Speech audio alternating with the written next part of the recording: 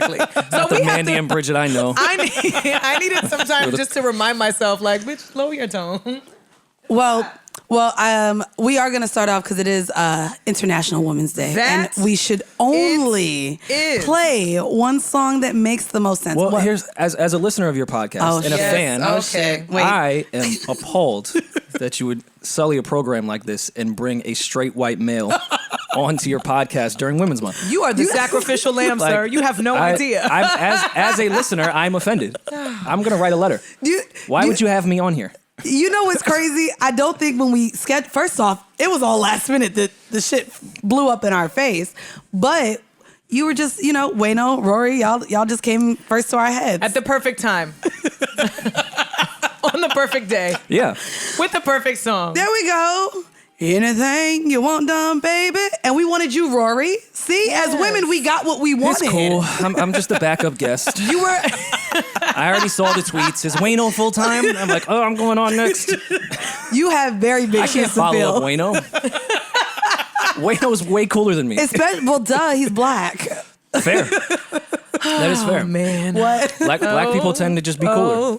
I mean, you're kind of there as a ginger. You're kind of cool just as a ginger. I mean, I was bullied as a kid.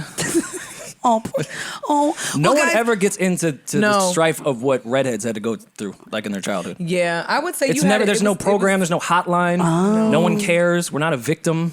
Like, yes, it's tough to be a ginger. You are really being white here. Look at you wanting to be oppressed. Get the fuck out of here because you're a ginger. If you think about it, straight white men are the new oppressed, right? Oh, okay.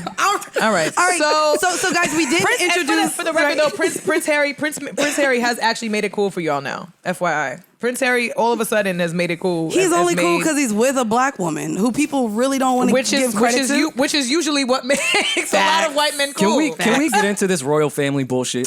First off, we have an outline, sir, and that's coming towards the end. I would love to lead. You want to do that? I don't like structure. All right. Well, fuck the structure. Rory said I'm a potter. I do this. So look at women always trying to bring structure to my life. I don't get it at all. Look at white men always trying to lead women somewhere. They don't know where the fuck they're going. Thank you. Welcome to our pod, Rory. Welcome to See, the thing is, we didn't introduce Wayno last week. Are you familiar with history? Well, we also got chewed out last week because a lot of the women that listened to us was like, so y'all just thought we were supposed to know who Wayno was? Y'all didn't even intro him. So for the ladies listening, first of all, tuning in, we know women, okay?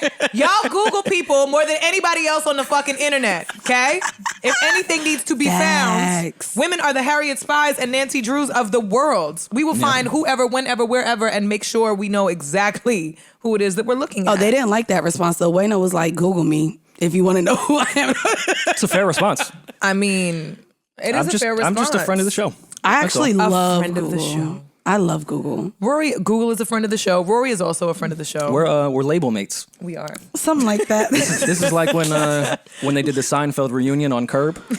That's what this is, me being or what was it? The Bad Boy Tour? Where everyone just showed up together. Like, yeah, we're just going to start rotating everyone from the network. And all hated each other?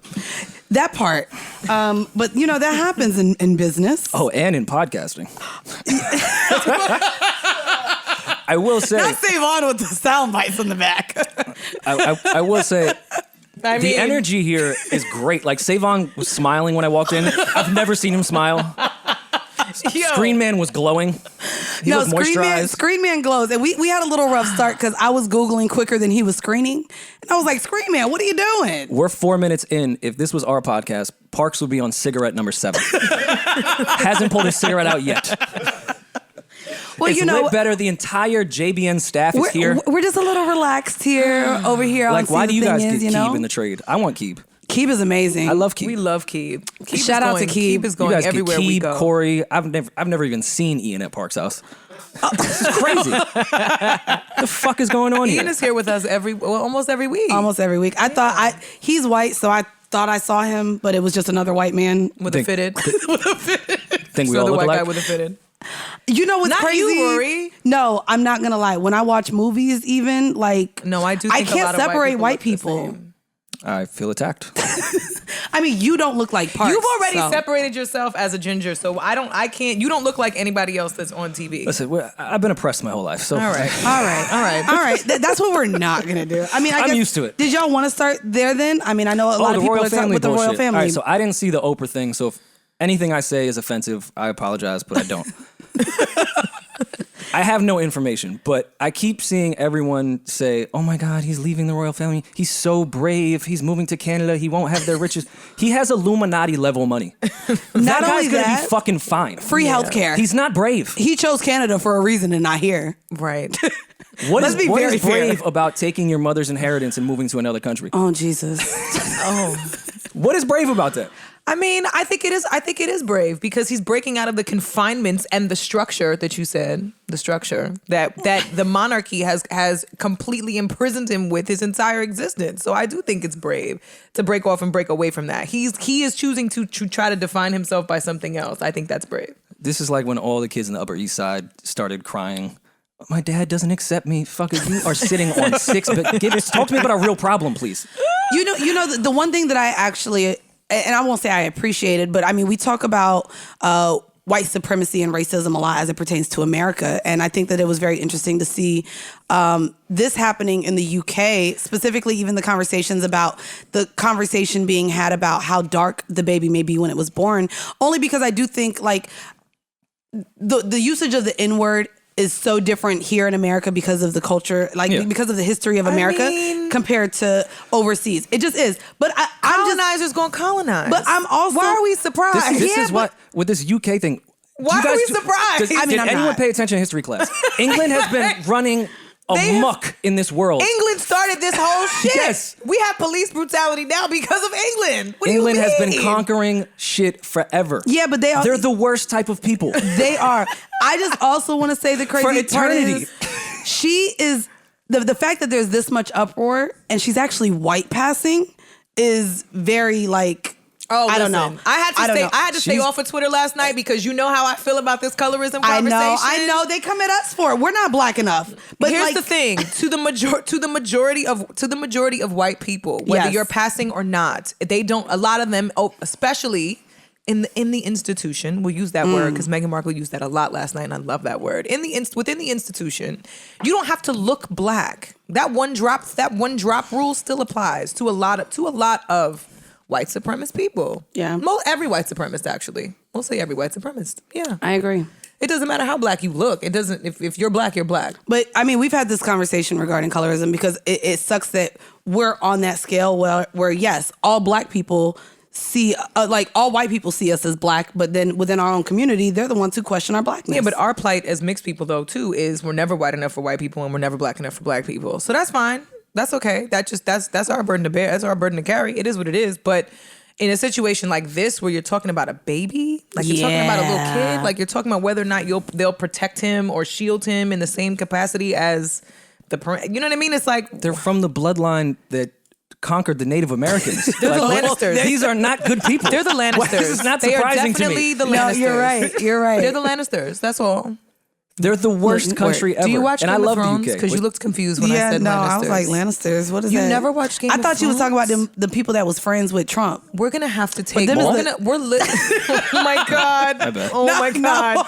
What is it? That was shady. He's not here to defend himself. But when you said Lannisters, then I was like, oh, those are the Kushners. So I was just thinking opposite. But yeah, no. We are going to...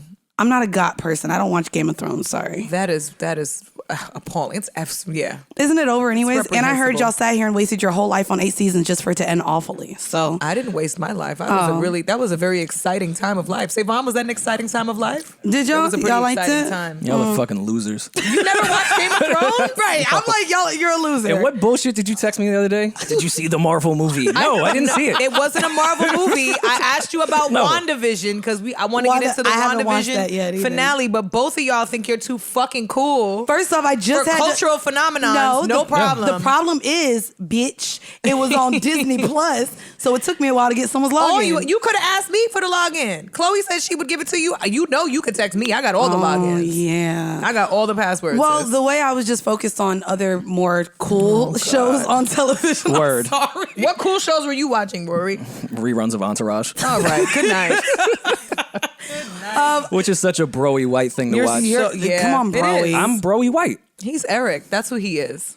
Eric? That's see, this is back to the ginger bashing. We all don't look alike. Every guy that has red hair. It's not the no, it's not. It wasn't. That wasn't really the reason. It's just personality. You're just too cool. You're just too cool for everybody. Yeah, too cool for school. Eric So much was cool. so that apparently y'all are back You out in think these you're streets. too cool? I didn't. Who's say back in the you're too streets? Y'all are back in these streets. Apparently, like What I do you heard mean? y'all done linked up at last lap. I said, oh, the lappers are back out together. That's, We are. That's Shit. That's not the streets though. The No, lap the- is not for the streets. You have to make a reservation. So Get the fuck out of We here. had a The nice lap is so mixy. therapy session at last lap. we did. The lap was not for general pop. For the record, it wasn't for us that night. It was a good. Did it good feel night. different Yo, than... y'all are so bougie. Not for the general pop. It was not. It was not. Yo, before when I walked in here, man, he was like, I would never go on a podcast that doesn't get as many views as me. That's fucking crazy. I was like, man, Jesus Christ. Like, do you know who the fuck I am? I'm going to be on the Breakfast Club. Says Rory, who refuses to wear everyone's been on headphones. there. Well, I mean, it's just insulting to the engineer to have headphones on. Well, Parks is my friend. You're offending every podcaster that doesn't get the same views as you. No, I'm not. God. Who would even ask me to come on a podcast that that is doesn't not get how I 20,000 said- views? 20,000. Now you're disrespectful. We get way more than 20,000. We sure do. We went over the numbers today. Don't play us. Don't motherfucking fucking play play us. You see how easy that was? Just to quickly trigger her? No, it's just, I mean, I have a lot going on right now. I mean, I'm tripod mommy. I have 3 pods and a business that I'm running. But you don't think, as someone don't wanna do it. that's been in the podcast space for a really long time, if you see a pod you like, why not help them?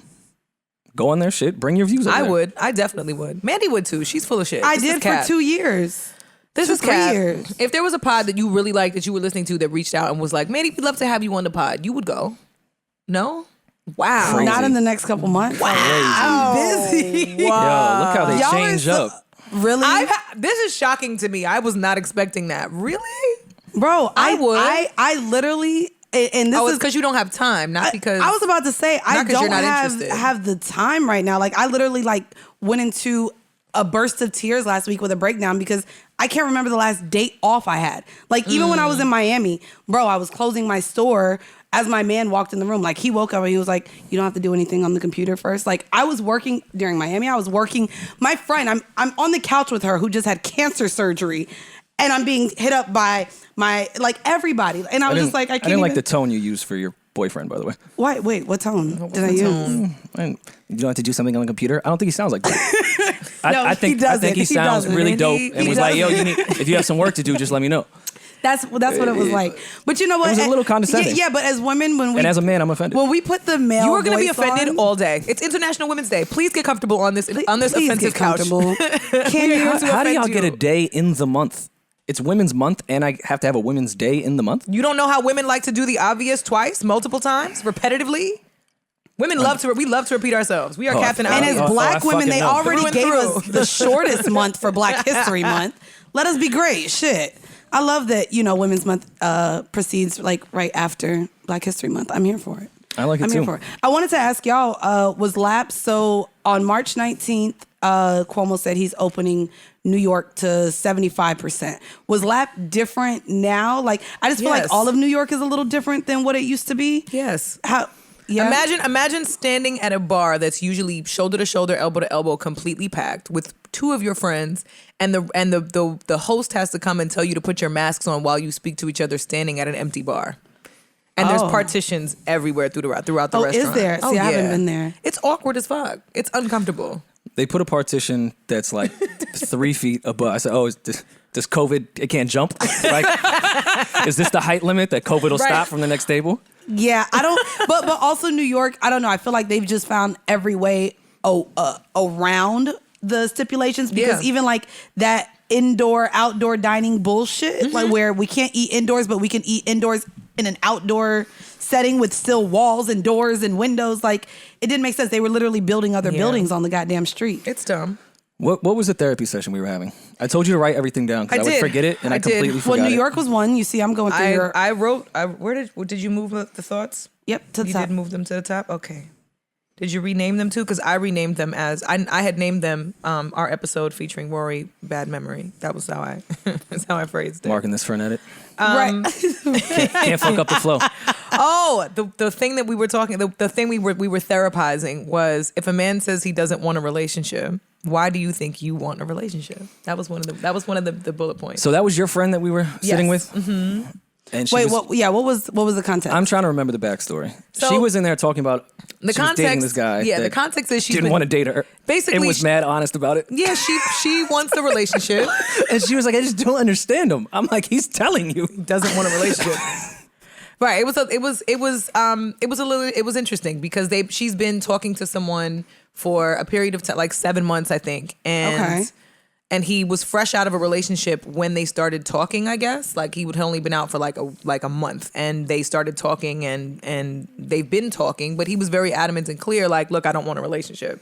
And so she's kind of been going back and forth with herself and with him, like, well, I don't know if I want to keep dealing with him. I don't know where I'm going to, not knowing really where she stands, but she knows she wants a relationship. So Rory posed the question, why do you want a relationship?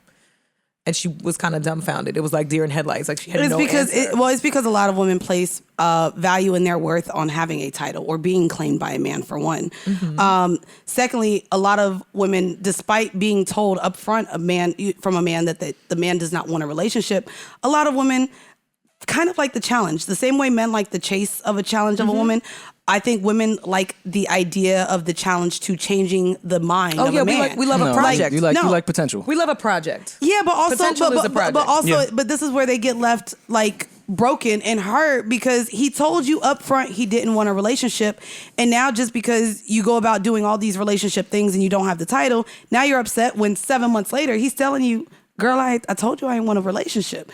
I don't understand why as women, I think a lot of us do that, where we just think, ooh, okay, one day he's going to wake up and change his mind. It's fucking dumb. That's not how it works. Well, the red flag of coming out of a relationship and then getting in one immediately terrified me from the beginning. And she saw nothing wrong with that. Like, well, he just came out of a relationship. Why the fuck would he want to? What was interesting too is like there was an acknowledgement of the PTSD that stems from coming out of a relationship that doesn't work. You know what I mean? Even if it is amicable, it's still coming out of a relationship in general is a tough process. Like there's a lot of depending on how long you're with the person, there's a lot of breaking up that happens, right? It's not just with the person, it's with, friends, their friends, family members. If y'all live together, somebody moving out, like there's layers to it. It's a very layered situation. So it sucks because in those moments you'll never really know how ready a person is unless they're showing up to do that. And in this scenario, he verbalized he didn't want to show up and then is also not showing up. So it's kind of like, a lot of people are also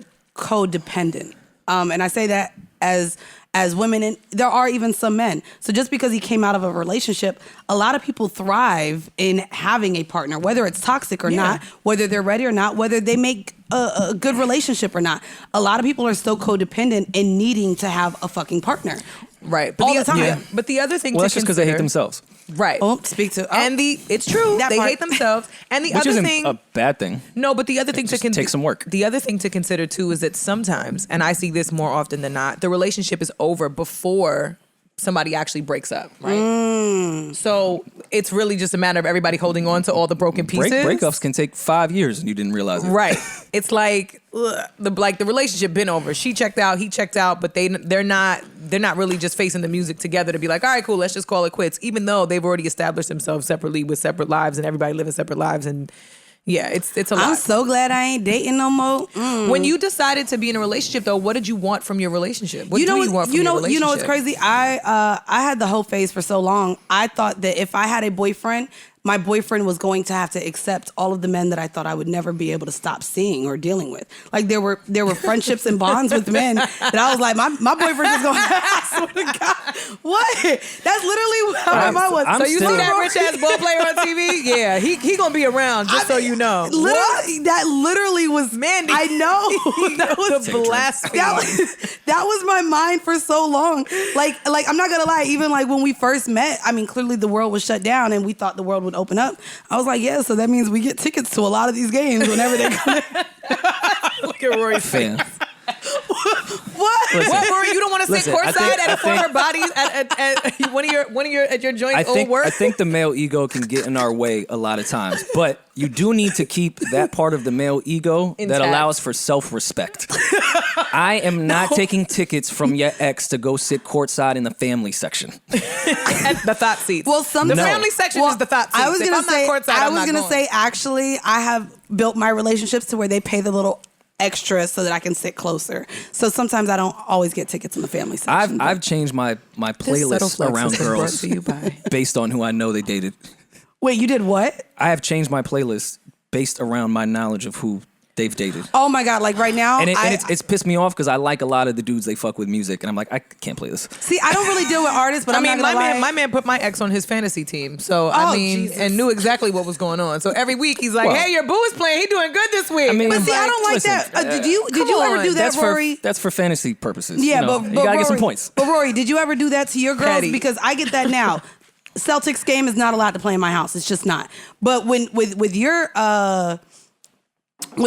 women that you dated in your past, when you knew that they had dealt with artists, did you ever like throw it in their face? Like, why do men do that? The fact that your boyfriend does it, my boyfriend does it, did you ever be like, oh yeah, can't play Wheezy right now? No, I just don't. Or have you heard, did you see Wayne's new tattoo? I think you would think better of me. I don't think I would ever say that to a girl. But you wouldn't the play only their corny songs? shit I would do would be like, yo, you got some unreleased shit? Yo, let me see your laptop. Wow. I need that. Wow. Wayne. Wow. Wow. I need that unreleased. I'm joking. I believe that. that. Joking. No, but that's just that's a little bit of male ego you have to keep. Even if you want to hear the new Wheezy, nah. Listen, but I'll wait till the release date. My thing is, you're not going to out Betty B. I was like, good, keep him on your fantasy team. I hope you make some money. Take me to dinner. Thanks. Date night. I'm with that. I'm supportive. I'm a supportive girlfriend. We did gloss over, Mandii, the arrogance and pompous that I've seen in you today is getting... Arrogance and pompous. That's such a you white realize person word. You're now that girl that gets into relationships and now is shaming the girls that are not in one? So no, you that's just said, not the case. I can't, thank God I don't have to date anymore. I mean, I was the one swiping on these goddamn Tinder I always apps. hate that girl. That girl that gets in a relationship and starts shitting on all the single girls she used to hang out with. Last week you was single. Shut up. But I don't. Now I'm just trying to get all my single friends to join me in the bedroom. But I mean, I'm not. Shit. I don't know if that's any better. Is that no? That's probably not, huh? Probably a bad strategy. I mean, I'll take them out to dinner. They want to be courted. What? Take them courtside. Don't take right. Drew. Don't take your man. Let's take the girls courtside. No, I mean, I don't feel that. I don't feel like I'm shaming women. I'm actually just. I feel like it's just more gratefulness because, especially dating in a pandemic, it's tough. A lot of women are resorting to the swiping on the dating apps. I think that that's something terrible. And then well, also how do you do a lot that in of a men. pandemic? Well, I don't think it's terrible. No, I think it's terrible. I don't think it's terrible. I think women are changing their minds about what they want and what they need, and I think that's important. The pandemic put what everybody. they got to do with swiping on Tinder. Everything. Some people would want a relationship during a regular time. During a fucking pandemic, you may not. A lot of people may not want to date to build a pandemic. You can't. Most people lost their jobs and had to pivot or had to move or had to figure other life shit out. A lot of people weren't trying to start relationships in the pandemic. And meanwhile, Mandi's on here bragging about how much work she's getting. All right. There's people starving. Right. I don't have a day off from work. All the work and money just keeps coming my way. I don't know what to do with it. Really I feel bad for me. I work so much. And now you're shaming the people on Tinder. Everyone deserves dick, Mandii. Oh my God. I can pay my bills and I have a supportive significant other. Life is hard. So now I have to sit here. We're shouting out all of the women who have all of their bills on auto pay, like Mandii, who have a man you like do your Mandii. bills on auto pay? I do. Mandii is my rich friend. Wow. We're not doing International Rich Friends Day got to come up at some point so we can just celebrate Mandii. Because I love it. AT&T got to call me on my phone that I'm not paying. Verizon will text me. They used to not, and it's me and my mom's every day for a week. Verizon always texts me like for the 5 days leading up to, hey, your bill is due. Hey, your bill is due. Hey, your bill. Hey, you want to pay your bill this way? You can pay your bill online. You could call us. You could Con Ed, Verizon, AT&T, Rent, all of that's auto pay. Yeah, let's be nice. Us peasants, I'm sorry. Facts. All right. Anyway, She's trying peasants, to make no it check salad, to check. no salads, no peasant salads, guys. We're not doing that, Bridget. What's the backstory on this? Screen Man. I didn't even know we were about to talk about this. Rory said peasant, and I immediately said peasant salad. Tahiri is getting backlash after she went to a resort, and apparently they offered her a salad that she referred to as a peasant's salad. Do you have more backstory on this? Because when I saw this, I was just like, I mean, I will say, I ain't gonna hold you. I thought it might have been a pheasant salad. A pheasant is a bird. It's a gamey bird. No. That's what a pheasant is. Well, it's a gamey bird. Can I be honest with you? It goes in a salad. No, it wasn't pheasant. But when I go to like the Spanish restaurants, that little lettuce with the one tomato on top, that's some bullshit, and it's not a salad. That's not. Is that was not a that peasant? was that No, was that's not the objection. No, That's that also wasn't. not a peasant salad.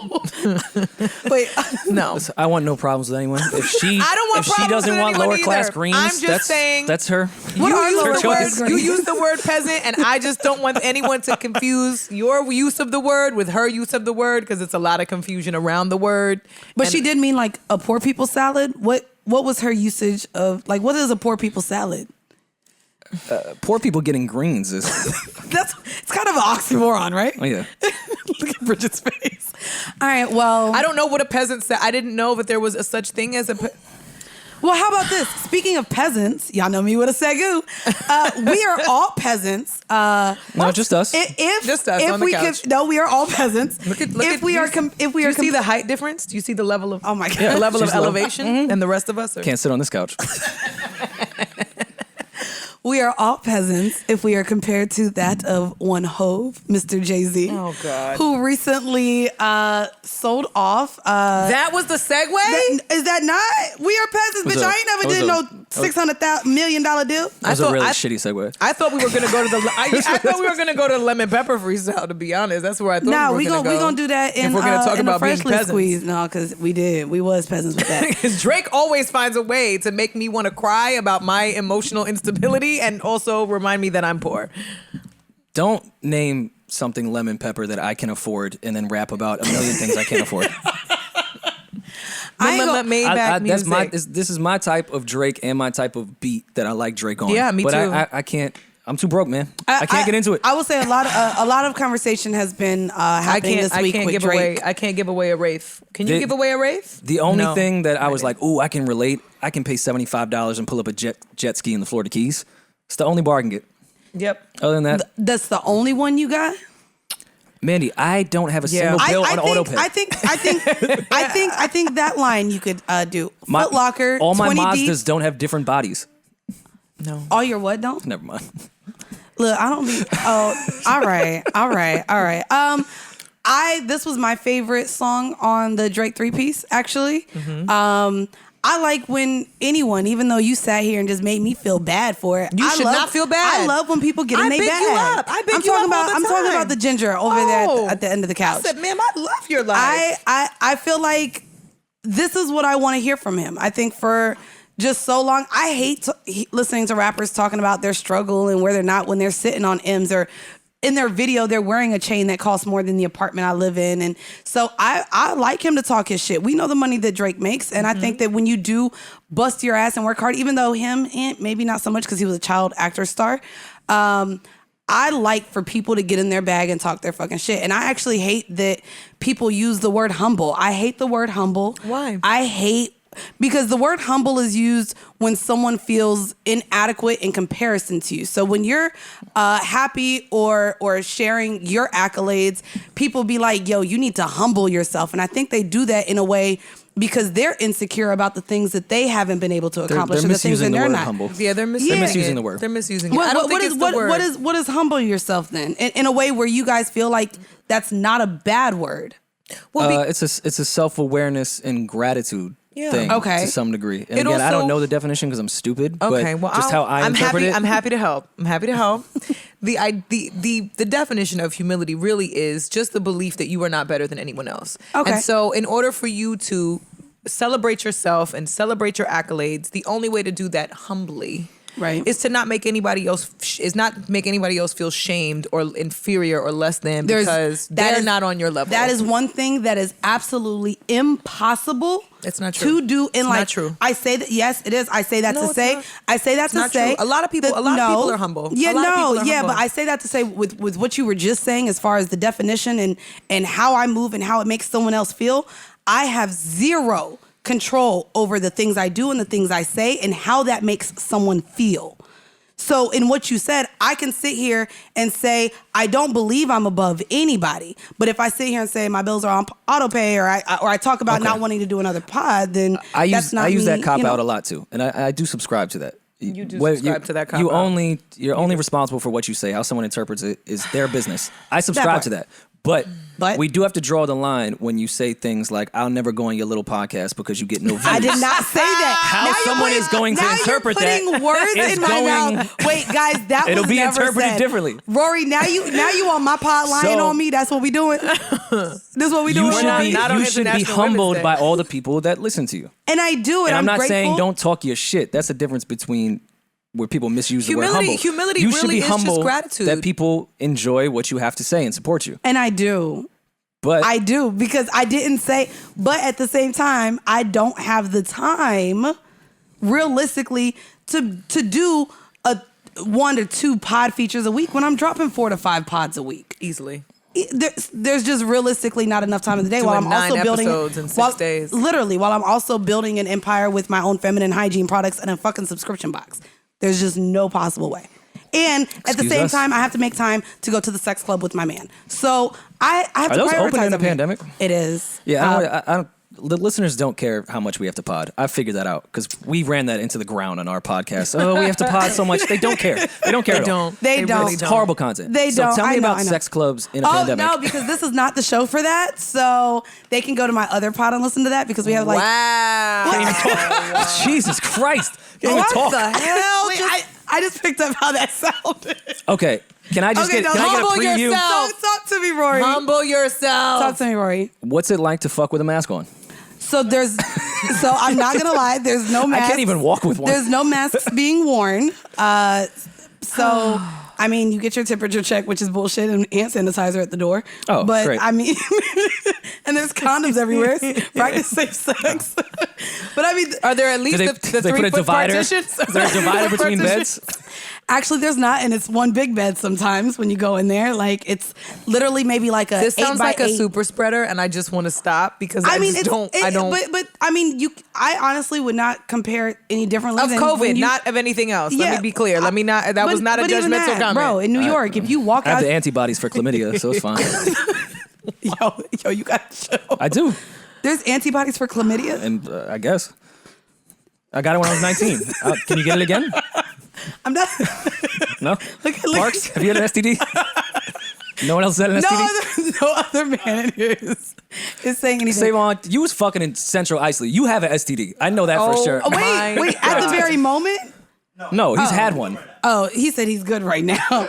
Well, at the sex club, I would say that it's no more of a super spreader than if you're going to Last Lap or a dinner or a bar or brunch. No, it's I'm no not. different. I'm not sharing a bed with anyone at Last Lap. Yeah, but you're sitting right next to a table. It's no different. There's a partition. And don't do that. And don't do that.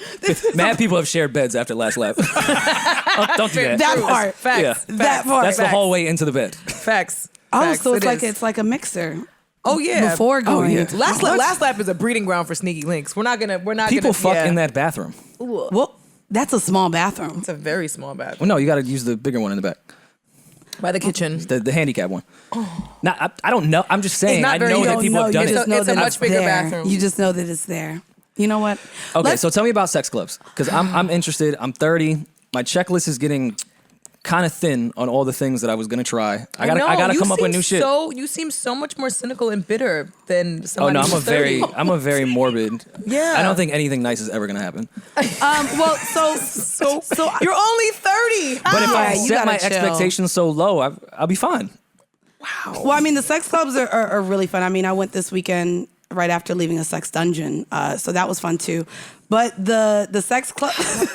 All right. Well, here's the thing. I just want you to understand the casualty the casual tone and air that this comes with. It's a dungeon. It's still a little jarring. Well, yeah, we went to the sex club after the dungeon. I'm sorry. Was that a segue to discuss the dungeon? Because I don't know any. Yeah, I had intrigued. electroplay for the first time. What is that? So What is electroplay? I had electricity like in my body. Okay.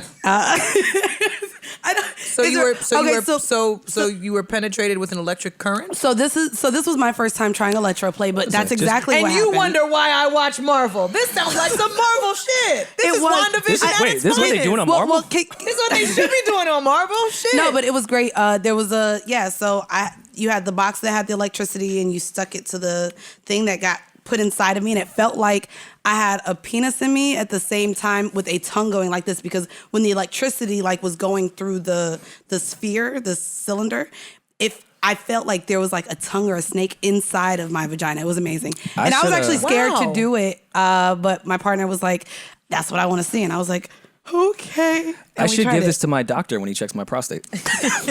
When I tell you, you will come immediately. Lit. You will absolutely. Really? So first off, you're not supposed to judge me. He's all being of the judged. men are quietly agreeing with you, so I don't even. Yeah, no. So the prostate is where men. Yes, of course. You know, that's why, the G spot. That's why I'm saying all the men are. My doctor is not that gentle. He's not found it. Oh. You know what? I'm not. We're not going to talk about this any further. But no, okay, I don't know anything about this. I have a quick question because I am interested in sex clubs, swingers clubs, all that shit. Mm-hmm. Even in the diabolical shit I've done, intimacy still needs to exist. It does.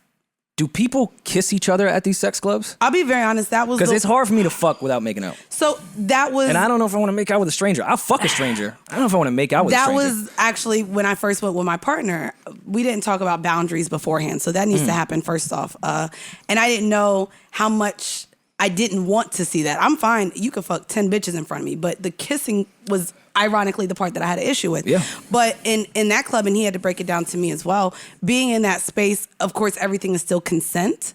And he felt that was a gateway for him, knowing that this person was interested in him and felt comfortable with him. And it was a way to make it known that there was consent without being like, hey, can I penetrate you now? And so that line never worked for me. Yeah, I believe that. Her man is the size of a fire truck. He's 6'9". He's a tank. He's so huge. He would have to ask in some capacity. Listen, we were talking about a sex club. Man, my mind went elsewhere. I was like, wait, Bridget has joined y'all?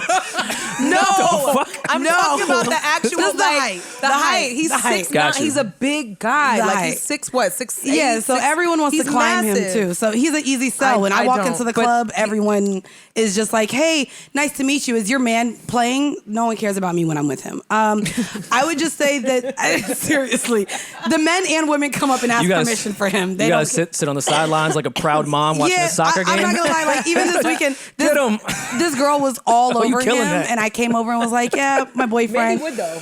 I believe it. Mandii would. She is a team player for sure. Yeah, for sure. But I would say just talk about the boundaries, talk about the limitations within your relationship, what makes you comfortable, what doesn't. I think that's the most important part. And you can go there and have fun. You can also just go there and watch. You don't have to feel the pressure of joining with anyone. I do also, for the men listening, I think it's fair that whatever limitations you have on yourself is what you should issue to your partner. Yeah. So don't go in there and think that you can fuck 10 people, but you don't want your partner as your woman to play with anyone. Then it leads to where you're controlling the situation and you're not both able to truly enjoy it. If I went to the sex club, it would just have to be no rules on the table. I doing agree. that or like I'm not about to go there. Yeah, because then maybe your relationship isn't comfortable enough to where y'all should do that. No, he's way bigger than me. No. Bro, you gotta chill, Rory. Rory, you gotta chill. That's a valid argument. Well, no, because then you could just take the ass. When you're the smaller one, you just get in the asshole. All right. Listen, I'm into some shit. I never want to double penetrate, be that close to some dick. I was never even in college when people was doing running the train thing. I was like, y'all are weird. You know what's also don't weird? want to stand with y'all with my dick out. College thing. That's when I got introduced to them. Okay. Had I not went to college, maybe they would have happened elsewhere. That's just where, I walked into a dorm room. I was like, wow, that girl from literature is going crazy. Wide open. She doesn't even want to read out loud, but she's doing this. All right. She was mad shy. We're different people behind closed doors. I guess we where are. it counts. I'm a square where this is concerned. Speaking of squares, segue. Oh, okay, that was a much better segue. We were making Bridget uncomfortable. Yeah, no, for sure. I was trying to get out of it a long time ago. I have on like leather leggings. I can't like be squeamish. I was about to say you actually look like a dominatrix today. I can't be squeamish on a leather couch, and I can't like move around and like make my body language look more comfortable. It's gonna sound like yeah. That was a good fart sound. I know. It came. But speaking of Square, I did want to talk. We'll bring it back, circle back to where we were before. Circle, square. I wanted to bring up the deal that Hove just recently made. And I know a lot of you guys see Rory and you're like, oh my God, they just talked about this on JBP. I have a different take. I'm thinking. Yeah, no, but we're not at the 2-pod episode a week status You know how many yet. podcasts I have to do a week? We're not going to do this. And I promise you, I haven't gotten to talk about Jay-Z. So I'm excited to talk about it just because I think I have a different perspective on this deal, on where we are as a culture as far as putting certain people on pedestals thinking they're doing something for you and me and them and the culture when really it's just for the benefit of their own pockets. So for those of you who are living under a rock, Jay-Z just sold off, a few years ago, he sold off $200 million, a third of TIDAL to Sprint. And then most recently, he just did another deal worth $300 million or $600 million with Square. Oh, the deal was worth $297 million with Square. And I guess I wanted to talk to you guys Square, about this. for those of you who don't know, Square is there owned. We go. Square is owned by Jack Dorsey, who's the same owner of Twitter. So you have Sprint, who we know are owned by the whites, and also Jack Dorsey is white. So I wanted to talk about this because TIDAL was presented as something kind of for us, by us. No, it wasn't. You don't think it was? No. I've seen people in the quote unquote media push this narrative you're talking about right now. Okay.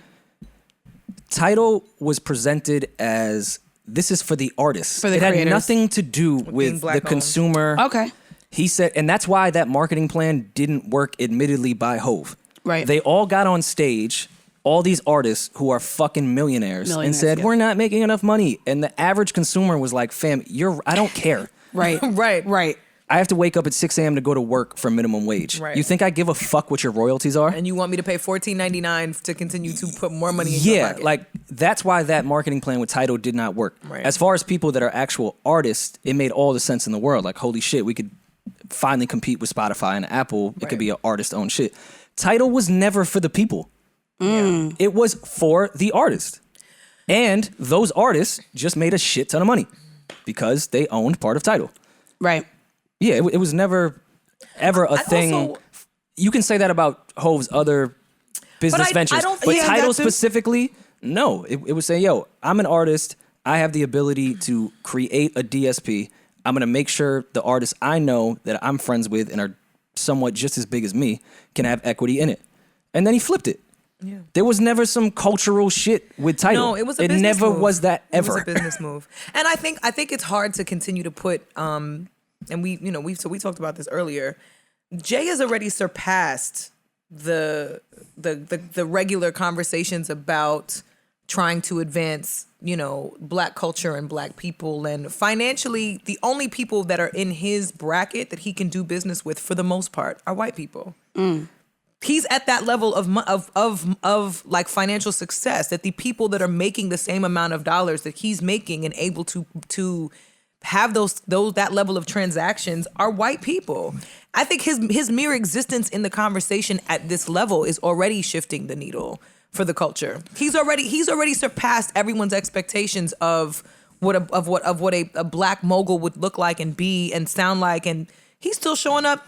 He's still showing up into his meetings in his athleisure wear with his Jordans on. Nothing has changed about Hove. Nothing. Can I ask a question? Just I have straight white male eyes and a straight white male brain. Yes. So how I perceive things is through my from your white privilege. my whiteness. Yeah. So I'm asking a question.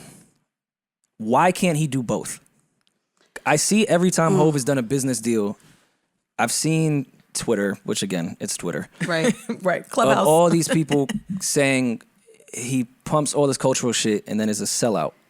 Why can't he do both? Why can't he be a businessman and do things important for the culture? I have an answer. Like, why can those two things not exist? Because I think that takes away from the value of how important the culture and the Black community is as a consumer. where he's doing things culturally, but he's also doing things business-wise. Like, why can those two things not exist? Why does it have to be, no, if you do a business move, it means you're going against the culture?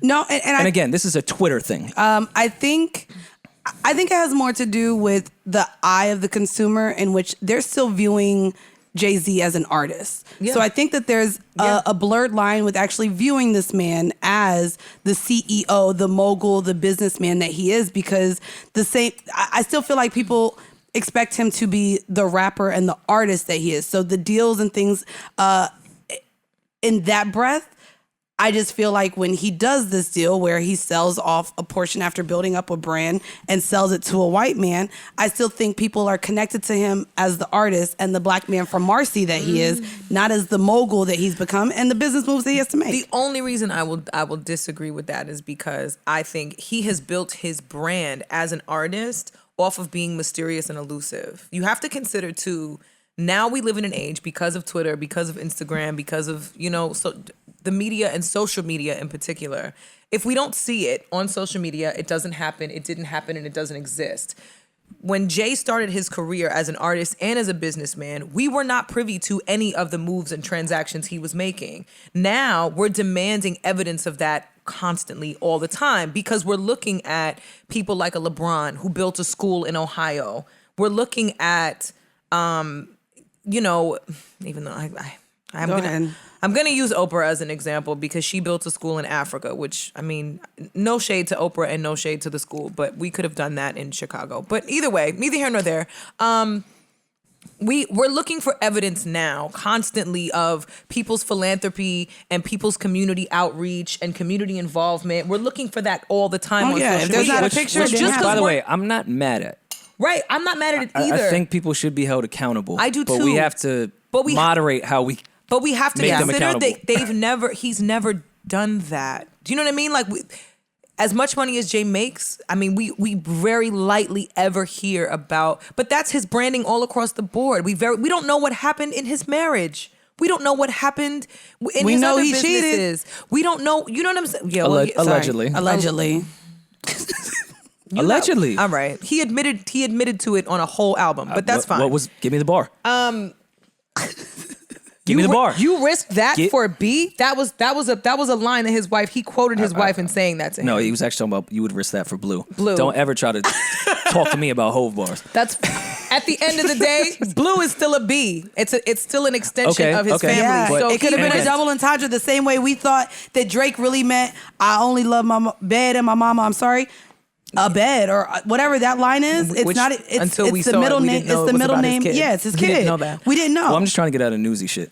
Are we newsy? In that bar? That doesn't mean that he cheated. Okay. You could risk.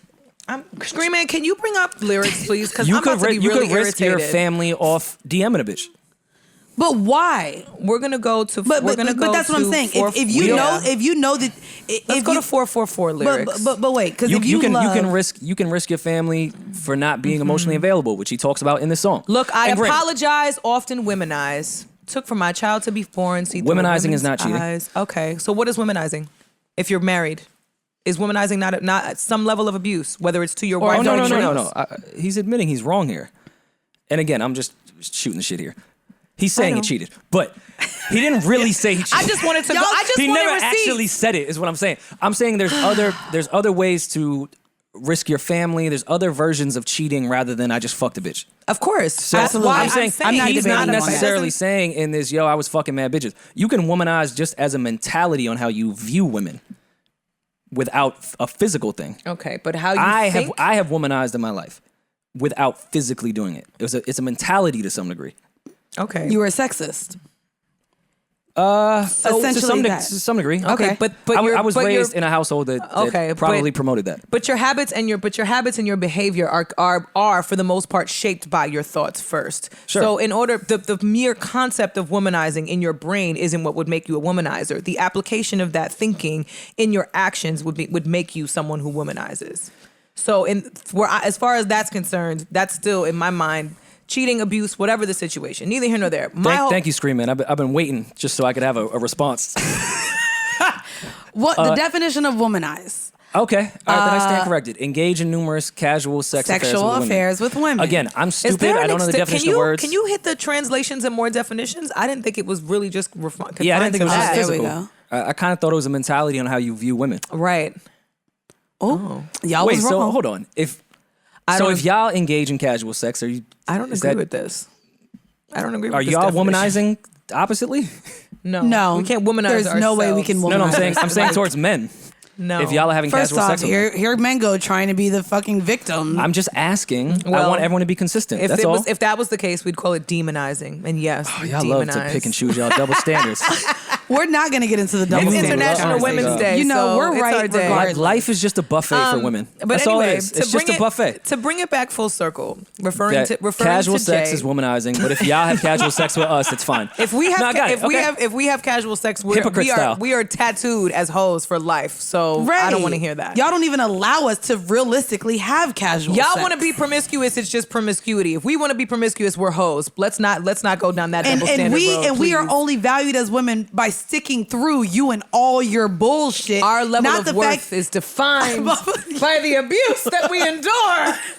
So if you really want to go down this No, we motherfucking don't. bag, We don't. look, I just asked Savon for some more Jameson. That's all. I'm gonna reel us in and bring us back to the point at hand, which is, it's unfortunate that generationally we expect that we need to see receipts for everything that everyone does all the time, especially celebrities. And we've never had that from Jay or from B. We don't know what she's doing. She released how many Ivy Park collections in the middle of the pandemic? But it goes like we don't know how much she's contributing behind the scenes. We just don't. Because I said that about Oprah. I got upset Yeah, last you year did. because I'm looking around and I'm like, yo, with all of these activists, with all of us out in protest, with all of us in the streets against police brutality, we have not heard from some of the richest Black people in America. We haven't heard from them. They're not out here with us in the fire. So I have a gripe with that. I have a bone to pick with those people. But you know why I don't? That's why you can't win for losing on the internet. You Because can't. if you do charity and you post it, they go, all right, man, you doing this for Right. Now you're doing it for PR." clout. And Right. I think it's kind of corny when people post their good deeds. But if you don't do it, now it's like, yo, he don't do nothing. Yeah, but this goes to even what Wayne said. Wayne said it. Probably I not the right person Well, when it no, comes I to can't charitable remember. things. Well, I can't. No. Well, I have When a it comes point to social issues, I don't think Wayne should be your I have a example. point to make here. Yikes. Because if we're gonna talk about celebrities and someone as fucking Oprah is a billionaire, and you're speaking on how she didn't speak out for the things that we were facing, there were artists that came out and felt like because they lived in Beverly Hills that they wouldn't be victim to police brutality. There's also the same lawmakers and politicians that are saying that as regular hardworking civilians, their fear is that $1,400 stimulus check is going to make them quit their jobs and retire, allegedly. So like that's where I'm like, there's a huge disconnect. So the idea that we ask this much from celebrities in real life, they don't relate to us, and I think that Right. that's the problem with this Jay-Z thing. Right. We want Jay-Z to still be relatable because so many people still view him as the kid from the project. And on a financial level, we're not relatable at all. We're not. That man don't want to sit with us. It's not that he doesn't want to. Well, sit he with sat us. with Rory, but he is at the level of fine. He is Oh, wait. achieved. This subtle flex is brought to you by. Subtle flex brought to you by. That's a bar I can. Oh, you know what? Let me get on my Mandii shit. Now I can relate to that lemon pepper freestyle shit. When Shorty asked Drake, "Do you know Beyonce and Nicki Minaj?" I do too. Is that how you would I know respond both. to? Actually, he said. I can say, of course. I was about to say, of course. Oh my god. Oh, you're got. Oh, Of course. pussy about to be thrown. Not you knowing B and Nicki. Of course. Yeah, Two of the no. best. Look, And by the this way, subtle my flex. version of knowing Beyonce is her going, "Oh, that's you do that little party with my husband, right?" Wait, is that No. really what she said? Of course not. Oh. I'm saying that's probably her view of me. I wouldn't be surprised, I wouldn't be if that was the view. Yeah, I wouldn't be Yeah, surprised. she might say it meaner. But you know what? No, she would never be You mean. know what? No, but I was about to say, I'm fine if Beyonce says, oh, you do a little podcast or something, right? Call me a little podcast. If Beyonce Let me tell you makes something. reference, Do I'm not be fine. fooled. The one thing I will say about them is they pay attention, honey. They know. They are always studying. They're clocked in. They are always paying attention to what's going on. They're always. I mean, that's part of the reason in my mind why they're so successful. I don't mean to cut you off. At our podcast, there's no trays. No. Keep it on the tray. Wait, Savon, get in front of the camera. Are you kidding me Look right at this. now? Look at where y'all get a tray.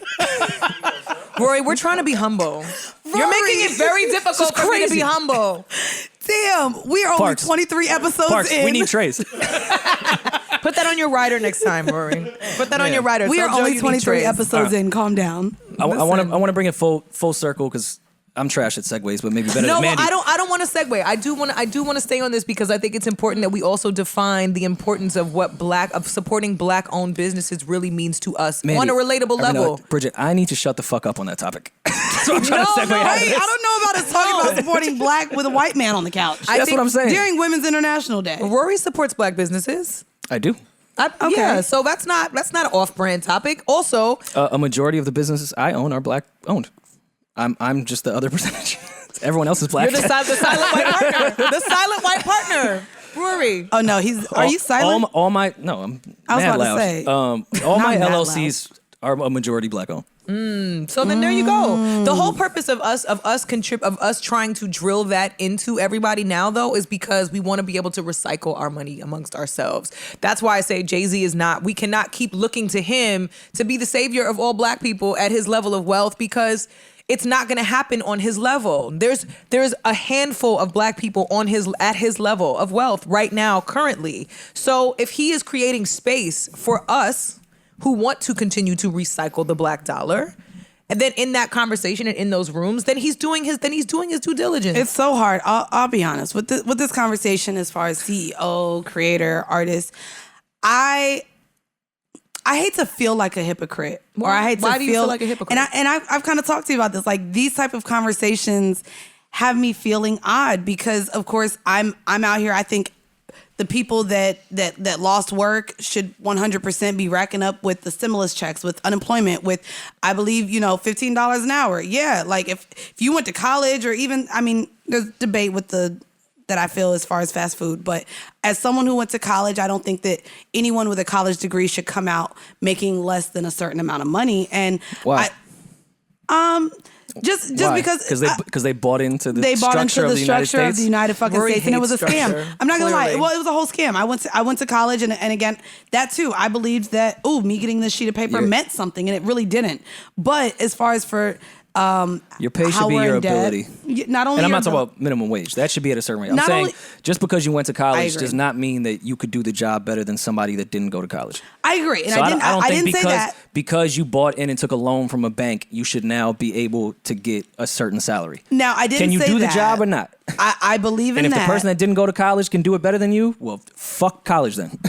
I say that Right. I say that to bring up though, like a working wage and what it means. Yes, we can all fight for it. Yes, we could all want everyone to make it, but it means it's completely different now. As me being in the boat to hire and have employees and build a business, and of course me wanting to keep everything in the U.S. And no, I'm outsourcing to China. I'm getting assistance Can't do from the 5 minutes Philippines. without a flex from her, right? It's not even a flex. Is this a flex? This isn't a flex. Oh my God, Savon. It's light. It's a light flex. It's a subtle flex. Can you humble yourself, please? No, Oh my God. Oh my fucking No, God. actually, and I will say in defense of your point, it is when you are building something from the ground up, it's a lot harder. It's a lot harder not to cut corners. Well, than not we think. only building It from is.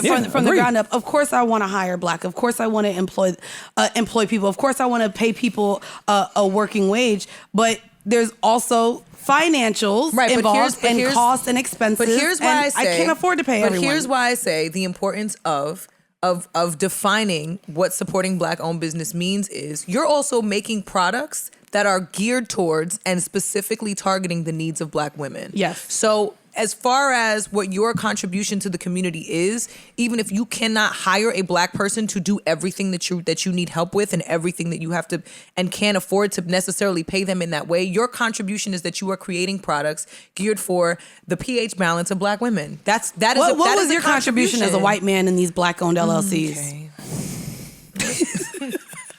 I'm so glad we got the Jameson here on time for this question. Thank you, Savon. Jesus. Okay, well, because what is your direct question? okay, I mean, if we're gonna segue out of this, Is this and a I want clubhouse to, room? It's not a chatty house room, which I have not been on there No, in it's weeks. not. I'm not gonna lie, I haven't been on there in probably I will over a never month. go back. I went for that one post-show conversation, and I will never go back. I don't I'm think cool. I'll ever go back. And by the way, we did too much Hove dick riding. I wanted Bridget to talk some shit about her Rock Nation contract. She will not. Sorry, I know. I'm sorry. messing with you. Nope. She just will not. and simply she will not. shouldn't. I simply will not. You just move. Well, yeah, but you're now in Move bed differently. with Hove. Pause. Not really. Really, but not really. I've never been in bed with him. Okay, well, not great. exactly. Me either, but business. Oh, you ain't? Sure. Oh, wait, business. Yeah. Business Look, I was we about to say, were. wait, no, you have too. Yes. But in the way that I'm thinking of Yes, it. business. Of business. Are you alluding that Bridget has slept with Now Sean you know, Carter? my you know God. I'm not alluding to that. In that case, maybe it was a threesome. All three of y'all are in bed together. Rory, if you really want to take it there. Bridget, and Hove have never been in bed together. It's never happened. Okay, yeah, no, that wasn't happening either. No. Look, Bridget. is No. like, no. Well, I brought it up because Stop listening to you got comments. Duce People are not bro. actually gonna believe that. I know, yeah, no, they're not gonna believe that at all. It's a joke. But y'all, is Duce still a thing? Duce Palooza? Is that Yeah, still a thing? Of course it is. It's just Speaking of jokes, no, I'm kidding. Oh shit! wait. I had Hold on. to. Oh shit! I had to. I'm fine with it. We're all in bed. We're all in bed. We were making jokes. I'm fine with it. Just y'all be consistent. I'll happily take a joke. Just let me give the jokes as well. She said this is jokes. So that's not a joke. It is still a thing. I mean, it's still COVID. When are we gonna palooza anything? I know that's right. Like, let's be honest. That was And- more so and the I'm on- joke. It's not that Duce Palooza is the joke. The joke was we're not gonna. Maybe in Atlanta, y'all could definitely y'all have a can Duce do Palooza Atlanta. in Y'all Atlanta can do right Houston Yeah, right but, now. but we don't want to. now. Okay, well it's nasty out there. That's it's safe. not the right way to do things at the moment. I agree. And I'm gonna get on my Mandii non-humble shit. The last show we did, we sold out the Barclays Center. We're last in line for This shit to subtle open up. flex is brought to you by. Like, we are last in line for shit to open up. right. Yeah. it's true. I would like to do a Palooza with 100 people, but it doesn't really make sense for us now. No. So I mean, I loved Paloozas with 100 people though. they were the I did best. too. They were By far those the were best. That the was best. the greatest. What? Where we're all sweating and Literally the entry fee. I'm with not our gonna lie. friends, with our friends, Also- and smacked after 15 minutes. Speaking of the fact that y'all's ticket prices, I get it. You're at the Barclays, but the fact that I used to be able to get in with just a bottle of Henny and fried chicken, can we get a party where that's the entry fee again? Jesus, Not Even though Henny, not Henny, not now, Henny, not ever. Henny, but So here's where you are such a hypocrite. Not Henny more. The same way you're suggesting that, hey, I did all that podcasting shit. I went to everyone's podcast. Now I need my to God. set a level for myself that I'm no longer doing that. Correct. The only way for Palooza to continue was to actually charge people. Right. Yeah. No, we couldn't walk into the Barclays and say, yo, everyone's just going to bring a bottle in. Yeah, Like, it no, doesn't well, we work know that that way. that wouldn't work. Of course. I did want to ask you because you guys went from literally Henny Palooza to Duce Palooza. And prior to recording, we were having the conversation because I don't think a lot of people are familiar with what that looks like. So, like, Henny never sponsored Henny Palooza. Henny, that was... No, they wanted to do quite the opposite. I mean, we met with them, and that used to be like my favorite thing when people would come up like, yo, why don't y'all have Henny sponsor it? I'm like, yo, I didn't even thought of that. Holy shit, wait. Right. Let's get you on staff. What an Oh my idea. God. Eureka. Why Holy have we shit. not? So, yeah, no, we met with them. And actually at that time, I was working for an ad agency where LVMH was our client. So I had all the Hennessy decks and shit of how brands do it when they go to ad agencies is they'll create a person. They'll give him a name. They'll say what his profession is. They'll say what he does in his free time. They'll give his salary range. They'll literally down to the T of what he wears. That's how they make decks for the consumer that they're trying to target.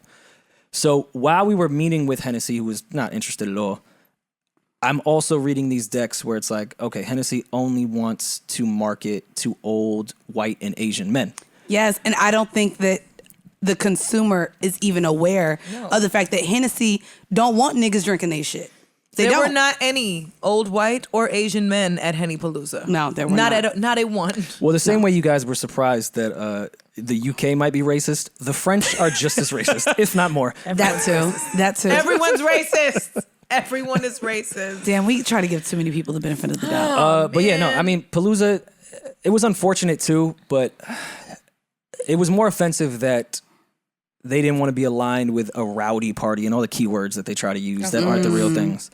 There was never any altercations. There was never any fights. No one even excessively drank to the point where it was like we were dragging anybody out, bodies out of people that drank too much. Like even when it was a at very the grand, calm set. It was a really good experience. It was performative too. I always appreciated that about the Palooza events and experiences, that it was always performative. It was always music driven. It was always about connecting the audience that way. The focus was never actually to get drunk. The focus was like, who is the performer gonna be? Bitch, I knew what I was going there for. Yeah, but the atmosphere and the experience, the reason there was no actual rowdiness, I can't even believe that they used the word rowdy when talking to you. Yeah, no, it was you know what I'm saying? It's like just say what you want to say, bro. Just say that the party's full of black. Because you don't like the energy. Yeah. Hennessy, you didn't like the energy that it was giving.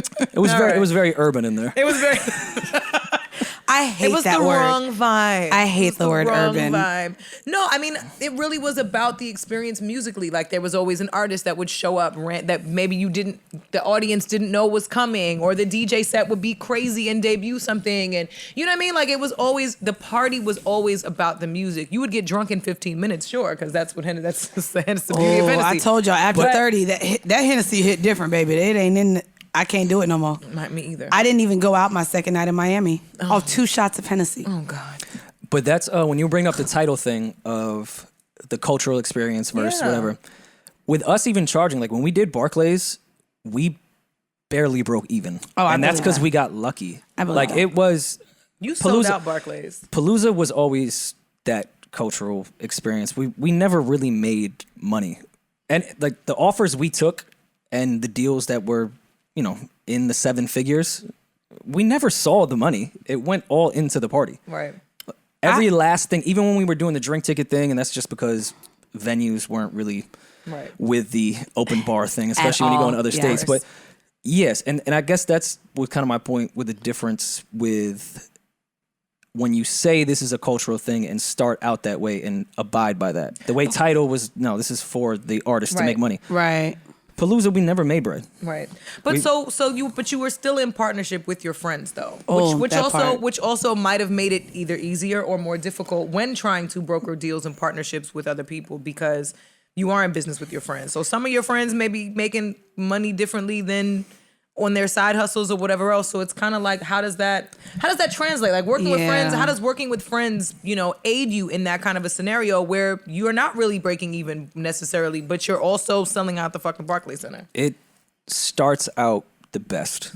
Okay. It makes you feel like it's the only way you ever want to work. I only want to work with my friends. And I've said that out loud. I've subscribed to that. But the more money comes in and decisions come in and other opportunities come in and other people's perspective of what they want out of things. Like with Palooza, for example, I hate the word organic, but it started that way. I know it's corny, but no, it's true. You can put that up there with energy and vibes. None of us sat there and was like, all right, we have this plan and we're going to call it this. We're going to hashtag it, all that bullshit. They manifested it. And as Parks and Joe and all them teased me, it started in Brownstone. I don't know if you knew that, Parks. Yes. That's the slogan. Is that on a shirt yet? It started in Brownstone. But how that goes, you never really establish what everyone wants out of something. Right. Because when you work with your friends and they are also growing in their own careers and doing other things, they may not want the same thing Cam and I wanted out of Palooza. They all could have different goals on what's going to happen here. It could just be a money play for somebody. It could be a way to leverage something else outside of Palooza. Palooza could just be your only focus and that's all you care about. Right. So when you don't establish that conversation with your friends on, tell me exactly what you want out of this. Do you not want to do 22 cities in a year? Like, are you trying to bring a family together? Like, you have shit going on in your life? And do you feel like those conversations were had effectively? No. And I'll be honest with you too. I mean, this is hindsight. 2020 shit. Right. And I love that you brought that up because I mean that's a conversation. I mean, a lot of people ask when starting a podcast, should they start it with friends? A lot of people within the pandemic became entrepreneurs and started businesses. And that's where I'm in an indifferent space because I am in business a lot with friends. I mean, me and Bridget talk all the time and now it's just like, damn, we got to limit our talking for the pod. But then also like... It was like, is this friendship or is this podding? Should we wait? But also we're talking as friends if we want to have drinks, but then the next call is the conversation our lawyers are having. And so it's also just weird too because like you said, especially as women... I'm having the conversation with my other pod when she wants to start having kids. And I'm like, oh, bitch, we got a business to run. Fuck you talking about a kid for.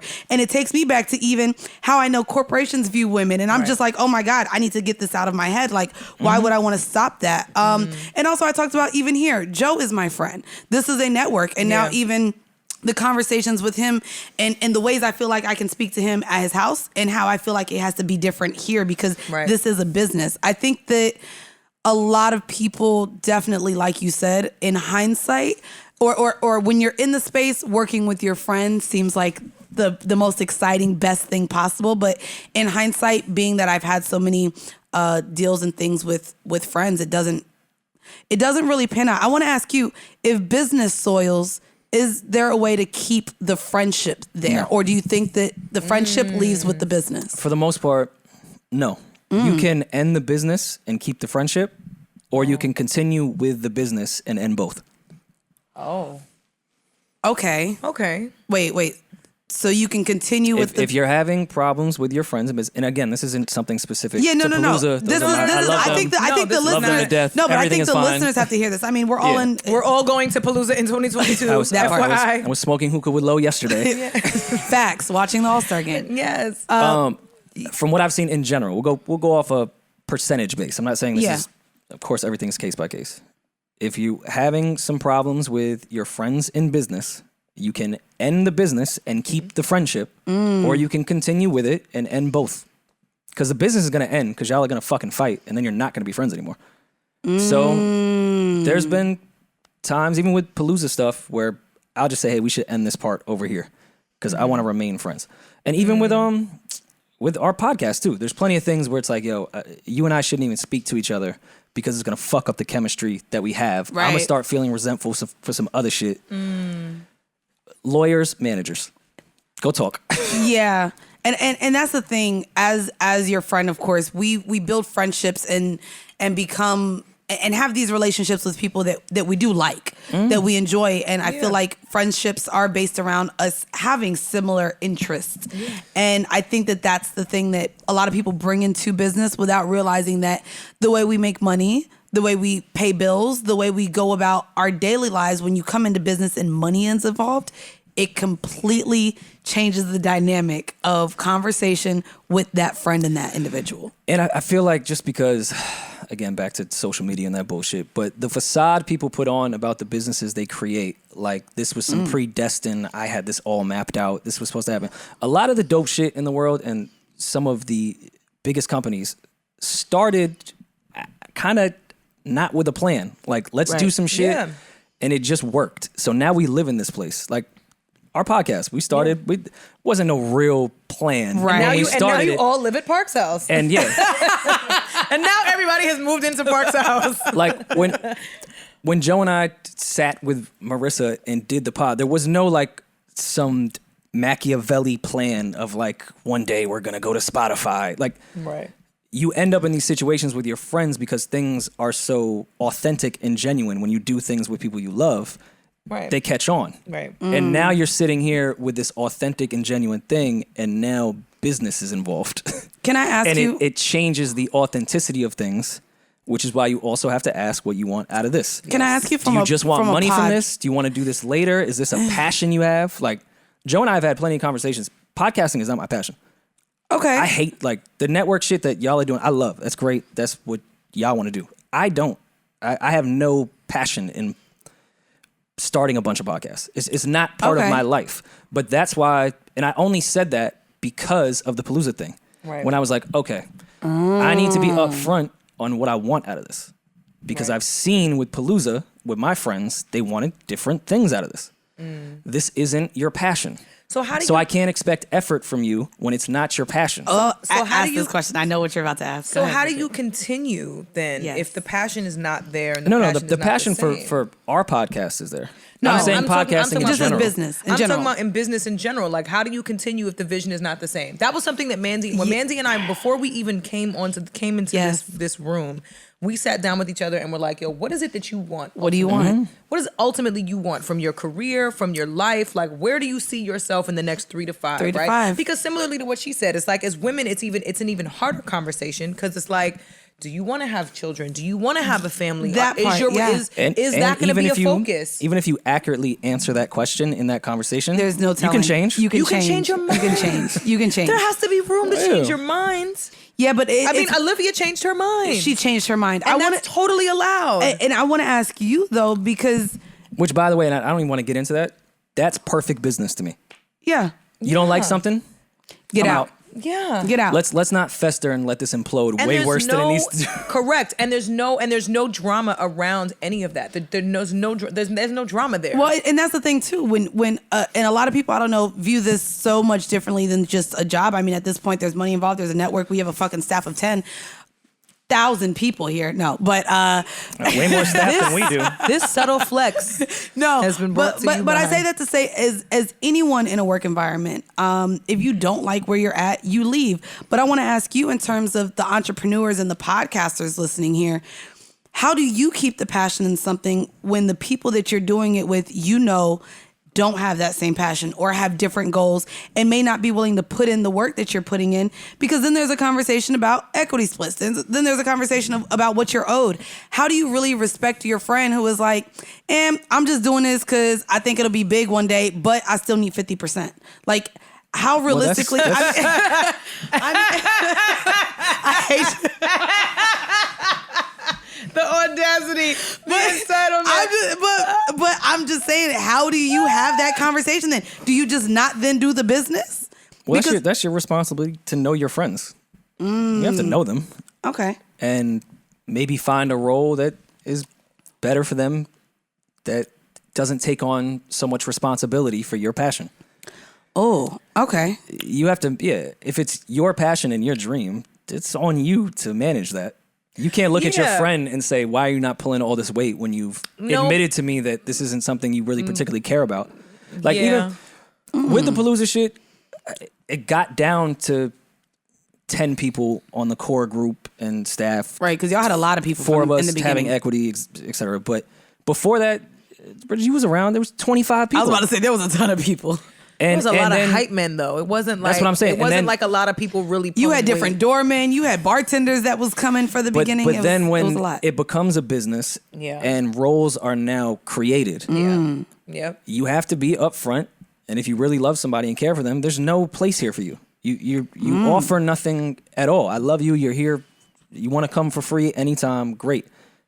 You have offered nothing to this but just being here. I love you for being here, but you don't do anything besides be here. And that's also ideal because you guys are a group of friends. It's a group, right? So that ultimately, if y'all need to have a conversation on the side and vote on something and really establish the business aspect of it, there's enough voices to go around where people can agree or disagree, and somebody gets outvoted and makes a decision. And if there's ever a battle of egos, it's still a group of friends, so somebody can be like, let me check you. But a lot of times that slows up the process. That's and part kind of two, to what Mandii was saying, if people are not super passionate on that direct goal, they don't really understand it. Yeah. So, We're honest. so the 4 of us right here just need to make this decision. Right. The other 7 people, y'all just getting where you fit in. Fam, later. You'll be all right. Right. You're not even in this the way we are anyways. Right. How do you, I guess I ask you now too, being that this started in New York, a lot of those friends aren't even in New York anymore. I think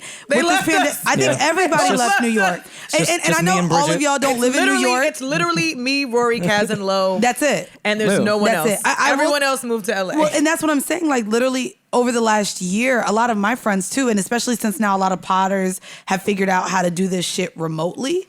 No, people are like, why do I need to pay the rent in New York? Also, New York is not open. We just may be reaching 75% this month. New York rent. The way that my apartment search has been horrific because I've never had to go through such a tedious process. Yeah. To get an apartment. Yeah. Like in LA, pay $4,000 for a closet. That's literally what you're doing. I can't really walk into it. I can't really walk into It's not even a walk-in closet. It's just the doors slide open. The door slides with all the way mirror out. And then the door to the closet hits the door to the room when you slide it all the way. That's the layout. You know what is interesting, and we can make this less specific to New York. I found it interesting around my age with the pandemic hitting and people moving away. of my friends starting families and having the nerve to fall in love and all that shit. Not having the nerve. Like, no, I'm saying the audacity of you to want love in your life. With people moving constantly, not just in New York, everywhere, people are just moving nuts because of the pandemic. I moved back to New York. And then at 30 years old, Trash. you have your friends deciding to start families and shit. And it's like, all right, now I have zero friends. Now it feels like a betrayal.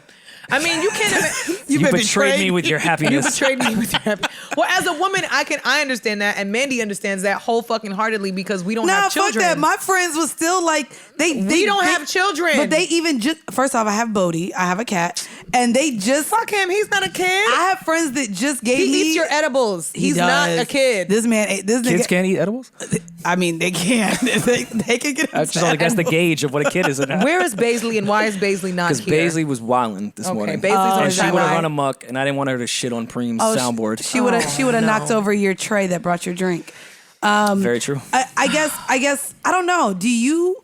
And I like this conversation because we call ourselves the aunties sometimes. We're definitely the aunties. I'm a godmother. I'm an auntie, and I love it. I love my little nieces, nephews. I love my god babies. But do y'all have animosity towards us being in our 30s now? We just got here, and our friends growing up. Oh yeah. Is there a bit of animosity that while we're sitting here childless, that your friends are going about getting married, having children, and do you feel left out? Do you feel behind? No. It's not animosity. It's just annoying. Not as annoying that they're happy. Fair. Well, no, it's not that they're happy. What about as a woman, Bridget? Like, it's not that what they're about happy. you? So my best friend has 2 children. Okay. And she was, when I tell you she's really my best friend, like we were in the streets together. We were at Noble every week, Big Lit. I mean, and I was there. Yeah, it was a lot. Like Brittany, and you've met Brittany, but and she has 2 children. When she first got pregnant, there was a small period of time where I felt sad because I missed my friend, and I knew that era of our friendship was over for a time. It was temporary. You know what I mean? The funeral is not marriage; it's the kid. Yeah, that's when things will change. The kid. Well, for women especially. I have friends that are married that have come out all the time. Like they still have a schedule where they can do that. It's the kid that changes everything. Yeah, I'm not gonna lie. Even my friend Carla, she had a baby, and I was like, "Bitch, you're telling me we can't do pickleback shots now because you have a baby coming?" There was a period. Get drunk. There was a period. I mean, now that she's on baby number 2, like she's figured it out. You know what I mean? It's like I can drink today because I don't have to breastfeed till tomorrow. We good. And then she's got it down. But the first baby, I remember feeling like, damn, she's totally left me out here in the streets by myself. Like she left me to run the rapids by myself. And I mean, the feeling passed. Obviously, the friendship didn't change. Like I still loved her the same. But there was that period of like, fuck, like, am I fucking up like in life that I'm not at that place? You know what I mean? And I felt that way probably for 15 seconds, and then I realized, nope. I can go to the gym. I can go get drunk if I want to. I can go on vacation right now if I want to. I can buy shoes, not diapers. I can live my best fucking life and not have to be worried about it. That's why we give off the super auntie vibes on here, bro. But that's the idea of social constructs where you have to get married and have kids before 30. There's a clock for us. To be fair, there's a clock on us that men do not have. Correct. Correct. And so there's also a lot more of the pressures on society. Like I'll be honest with you, at 30 years old, not having a child, there's even the stigma that it's because no one wants me or my pussy is trash. Right. That is literally like, oh well, no one must have wanted to come in that pussy. That's why you don't like. There's literally an attachment. I have come inside of some trash pussy before. That doesn't make it. All right, doesn't make it good. Pussy good. I'm so glad that you just cleared that up. Thank you for definitely left it debunking the myth. on some trash pussy. It was out of laziness. It wasn't out of anything else.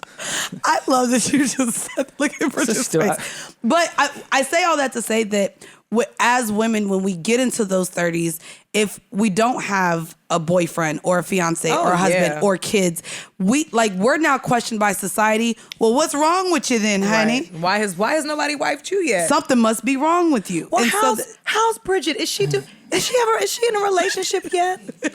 And okay. I gotta be like, did you take your insulin today? Like, don't worry about my body. I'm not worrying about yours. Let me ask you. We're healthy. We're good. Let me ask you a question that got me cursed out by Nicki Minaj. At what point do y'all just not care? I think that, you know what, and I'm going to answer this because... You can answer that because like, you don't, at what point, really care. does I care. society not give you validity? At what point do you give yourself validity? So here's the thing. Women, for the most part, have to fight very, very hard for any ounce of validity. I don't understand it. I can empathize with it as a man. In our space, I'll centralize it and only talk about women in the public eye. For the most part, women who are famous, if they're not famous off of some level of talent. Nowadays, it doesn't take talent. Nowadays, it takes a bought body and the right rapper to invest in you to be famous. But if it's not that or any of those things, we're defined by the men that we're attached to. That's how we're defined. So it's unfortunate. By who? By society. And back to my question: at what point does that not matter? Your validity comes from you. Here's the thing, Rory. At society, it sounds Rory, good. What you're saying sounds good, and this might have to be called "sounds good" because I'm not saying I'm right here. Just posing the question. Well, to be fair, the idea it should be easier said than done. But even the idea of, well, why do you care what people think of you? It's easy to say, just ignore the comments. It's easy to say, wait. That's a different. Okay. Two different topics. But I'm getting there. Validity and what people. I'm getting there with that point. You have to understand as far as, and we can go all the way down to just the upbringing of women for generations and centuries and decades. Even what's just been brought to the forefront in just a television show in Bridgerton. You have to understand, as women, we can't give our vaginas away because then we're soiled. We have to carry ourselves a certain way to want to get wifed or cuffed by a man. We also should only be having sex to have a family if you dig into the religious realms of things. So everything that's attached to a woman has everything to do with A, being claimed by a man, and B, bearing children. So in the day and age where we're at now, where women have the right to be independent and pay their own bills and have bank accounts and start their own businesses, you have to understand that this is one of those things that are going to be entirely it's going to take generations to unlearn how we value ourselves. I'm asking you two specifically. What makes us feel valid? Of course, I understand that that's what the mentality is of society. I'm asking you two as your friend. What makes me feel valid? What point would society saying, "Oh my God, you bared a child at 28 with your husband," have any type of validity to you? Because you two are two extremely intelligent and strong people. Well, I could never imagine that society would ever validate y'all. No. Y'all don't strike me as that. No. Well, I mean, my worth is not based on my sense of value, and my sense of self is not based on or centered around anyone else, any societal construct. To be fair, it really hasn't. I'm 34 years old. I'm not married and I have no children. So I don't subscribe to any of those confinements. But I also don't shun any women that are. I don't shun any women that do follow that conventional space. I think for me, fine.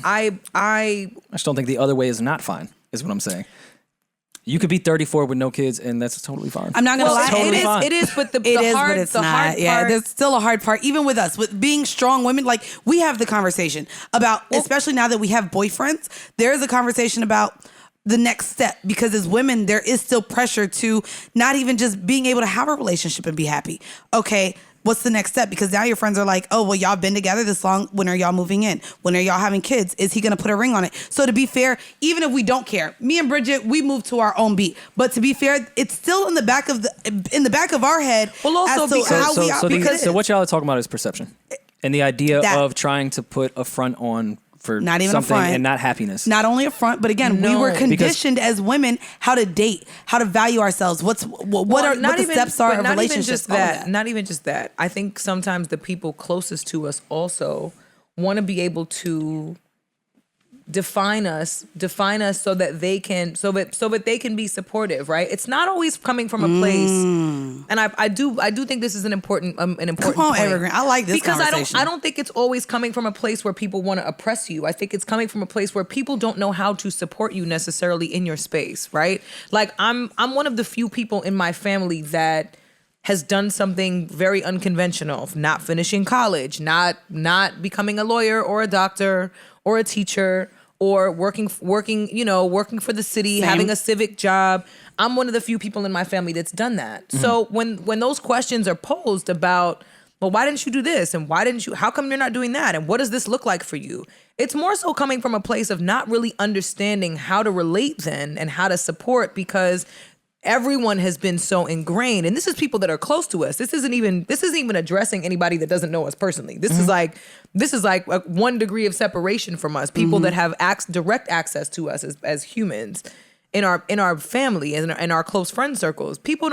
Everyone's trying to find a way to relate. Right. And the only ways that we are conditioned to relate is to provide some sort of structure, like you said. And I couldn't agree more with what you're saying. My point is that structure does not work for most people. I agree. I've seen people, especially here in New York, under those pressures of, all right, when you're saying, when is he going to put a ring on it type shit, or when are y'all going to have kids, have rushed into that structure not knowing what it is just because they think they're supposed to do it. And it ends up being completely fucked up. Had y'all just wanted to do what made y'all happy and had nothing to do with the perception of what your family was saying, your friends were saying, what society thinks you should do, man, fuck y'all. But hold on. I'm going to do what's happy for you and I. But sometimes what makes people happy is fitting into that structure. In those molds. Keep them far away from me. Like that part. I mean, as a man, you've never done anything that you felt like was pressured on you from society? Of course I have. But I think getting into I'm not older age, but part of actually growing up is understanding mistakes and rehashing how you've been taught things and what's actually important. Right. That's part of growing up. So yeah, I've looked at things that I grew up in an Irish Catholic household. I don't even know what that is. Super structure. Like original sin. Yeah. No. Like my mother's Irish Catholic. Original. Like if y'all want to talk about structure, Irish Catholic, always guilty. Crazy. No, not interested. I don't believe in religion. My grandparents got married at like 18. Yep. So I come from that, and I've seen it not work. Mm-hmm. So yeah, that idea of structure because perception or because you were taught this is can unlearn that bullshit. It goes back to what we were talking about. And by the way, the American dream. We've never even gone back to why that needs to happen. What's the history of marriage? What's the history of us going to fucking college, Rory? Like I'm serious. We all have this that's why dream. My overall point is my validity does not come from whatever society now says you should do. It should come from you and what makes you happy. But if you don't ever want to get married and you want to be by yourself for the rest of your life, there's nothing wrong with you. That's where I'm at. No. It's just what you want to do. I think structure provides a level of safety and security, though, for people that don't necessarily know what they want.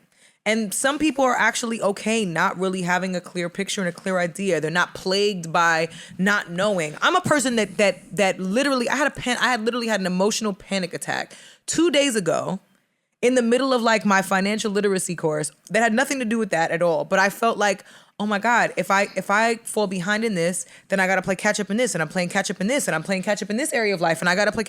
I went down a rabbit hole about all of the things that I was unsure of and didn't make a decision about, because for the most part, leading up all the way up until right now in my life, in all of the phases in my life, I've had a very clear picture of what I wanted and how I wanted it to look and how I wanted it to feel. And this last year is the first time in my life where I made a pivot.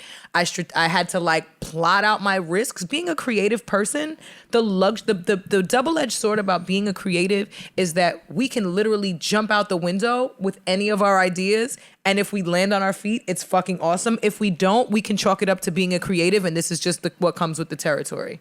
Right? So for me as a creative person, this is the first time I jumped out the window and I had no fucking clue whether or not I was going to land. Girl, you got me, bitch. We finna land, ho. But even though my faith in my power to manifest and everything else and my faith in God, no, seriously, even despite all of those things, there's still those moments where it's like, fuck, all of the ways that I felt like I was valid stemmed from my ability and my confidence and conviction in my choices and everything that led me to this point and brought me to this point. Now that I feel like there's no evidence that supports, evidence for me, not evidence defined by anybody else, evidence for me that supports that way of thinking, it's really painful to sit back and be like, damn, I have no idea how the fuck I got here. How did I get here? What did I do that led me to this point? How do I make it out of this space and be okay and feel okay and then have it look okay for everybody else? Because ultimately, I mean, even if that is your way of thinking, that you want to feel okay and then make it look okay for everybody else, if you never get to a place where you feel okay,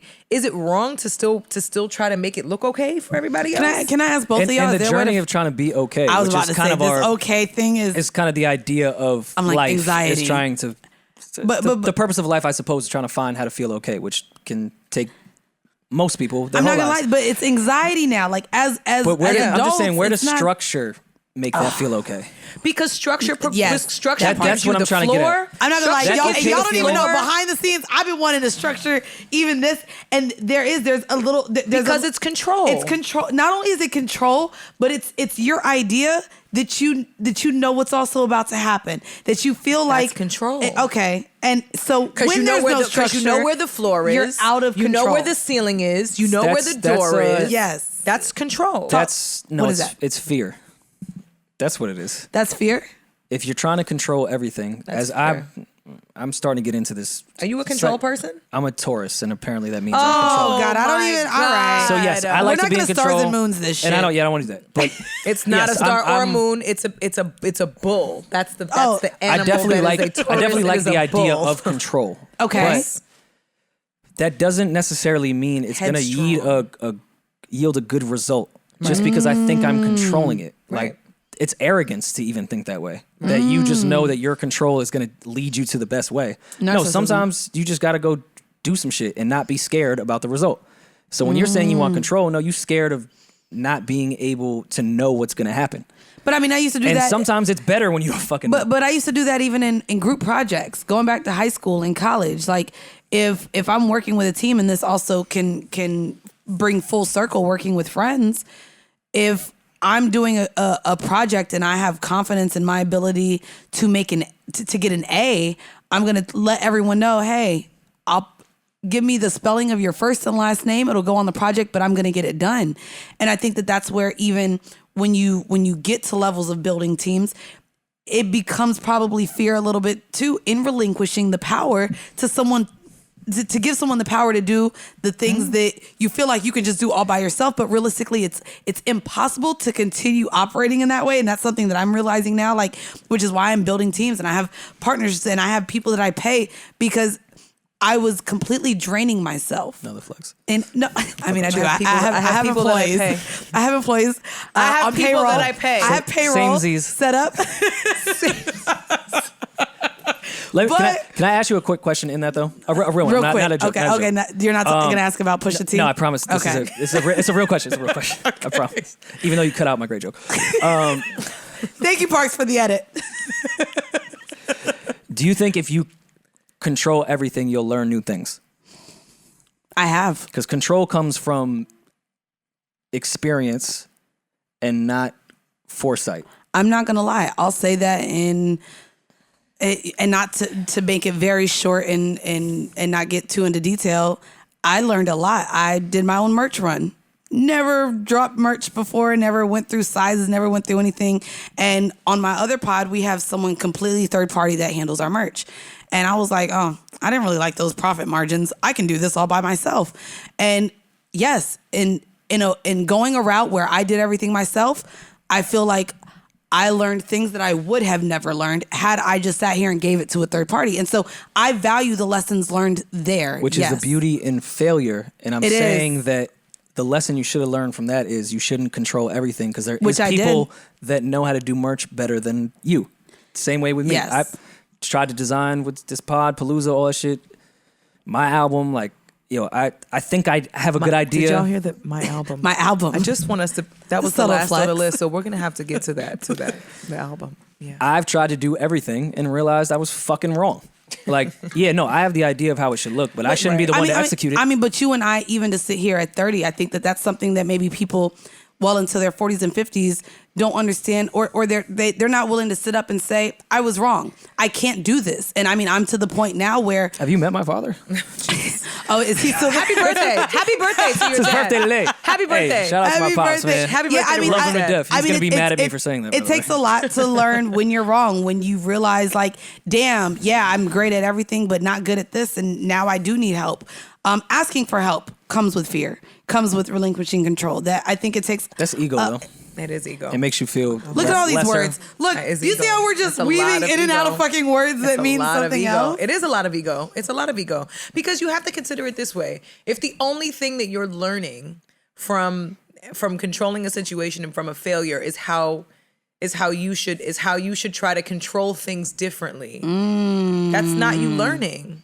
Because that to me then is you learning. Oh yeah, bitch! I said I just ain't never gonna do this again. Right, but that's right, but that's not the same thing as saying, okay, so let me try to figure out what it is that I'm gonna have, what my expectations are gonna be, what my standard is gonna be, because only you know how you can show up and perform in a space, right? You know what you're bringing to the table, so you have to make sure, you have to find ways to make sure whoever else you are employing and working with is gonna operate at the same standard, and you can expect that from them. But not only that, not to have yes men around you. Bridget was real quick to say, when I'm venting and complaining, she's like, oh, but you dropped the ball in a few ways, and I'm going to tell you where you dropped the ball too, she'll bitch. tell me immediately, like, no, you were too sensitive about that. And yeah, I'm like, but you need people around you. And when you can respect friends to be like, actually, girl, I love you, it's but... so important. And even, and again, this is just the full circle of friends. I did want to get, because we are well over the time that I thought we would be. Goddamn, I'm sorry, y'all. Savon should have bet us money, because Savon was like, there's no way you're doing less than 2 hours. We're going to get into our You thought I was freshly coming when squeezed... doing 3-hour podcast? I got mad shit to get to.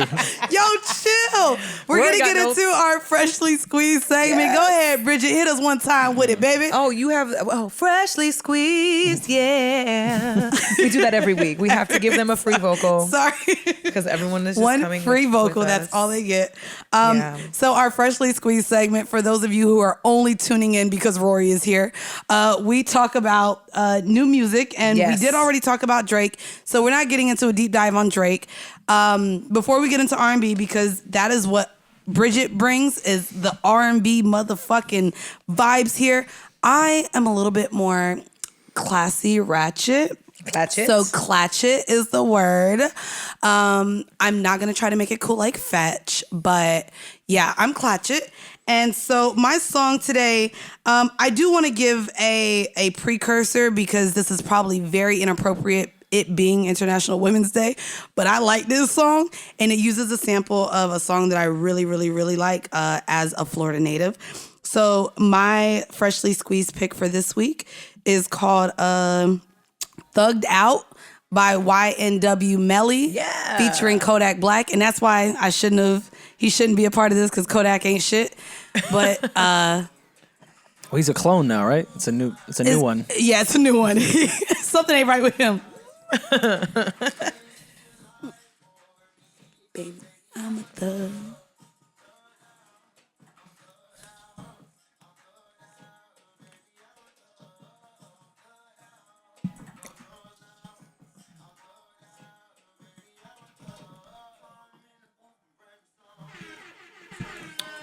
Hey.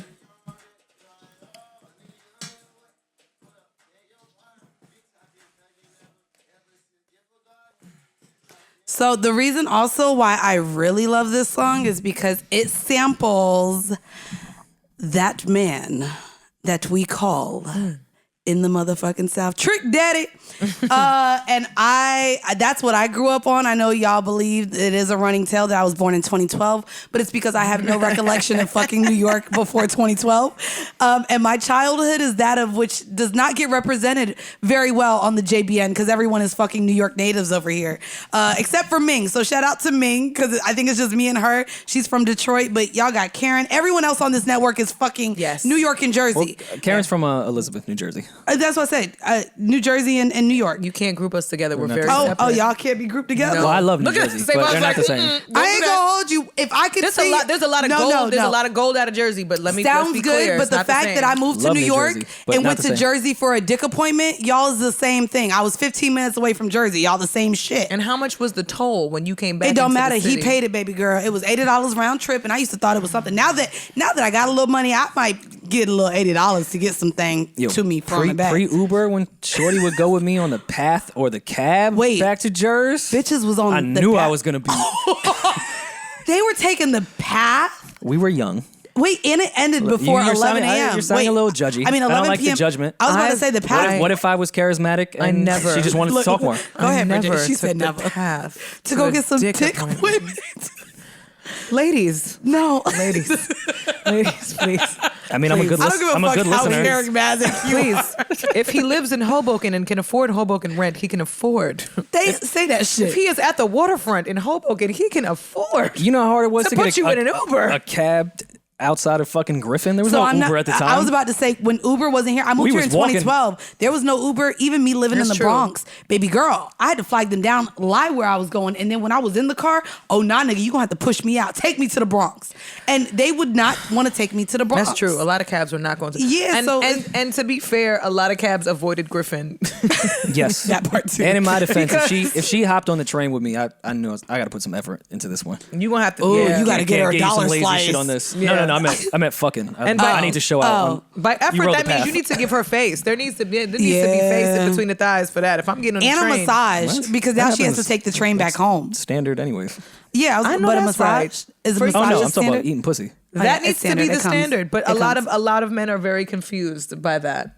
Yeah, but I that's- mean, I don't like it, so I don't ask for it. I don't know who they are, but listen, I'm very happy. It's a non-negotiable for me. Not Being from non-negotiable. Florida, do you take any accountability in ruining our country? So you know what's crazy? When I even read, I just want to know. I mean, I'm not gonna lie. Y'all hear me talk every week, and I am a product of the Florida school system. So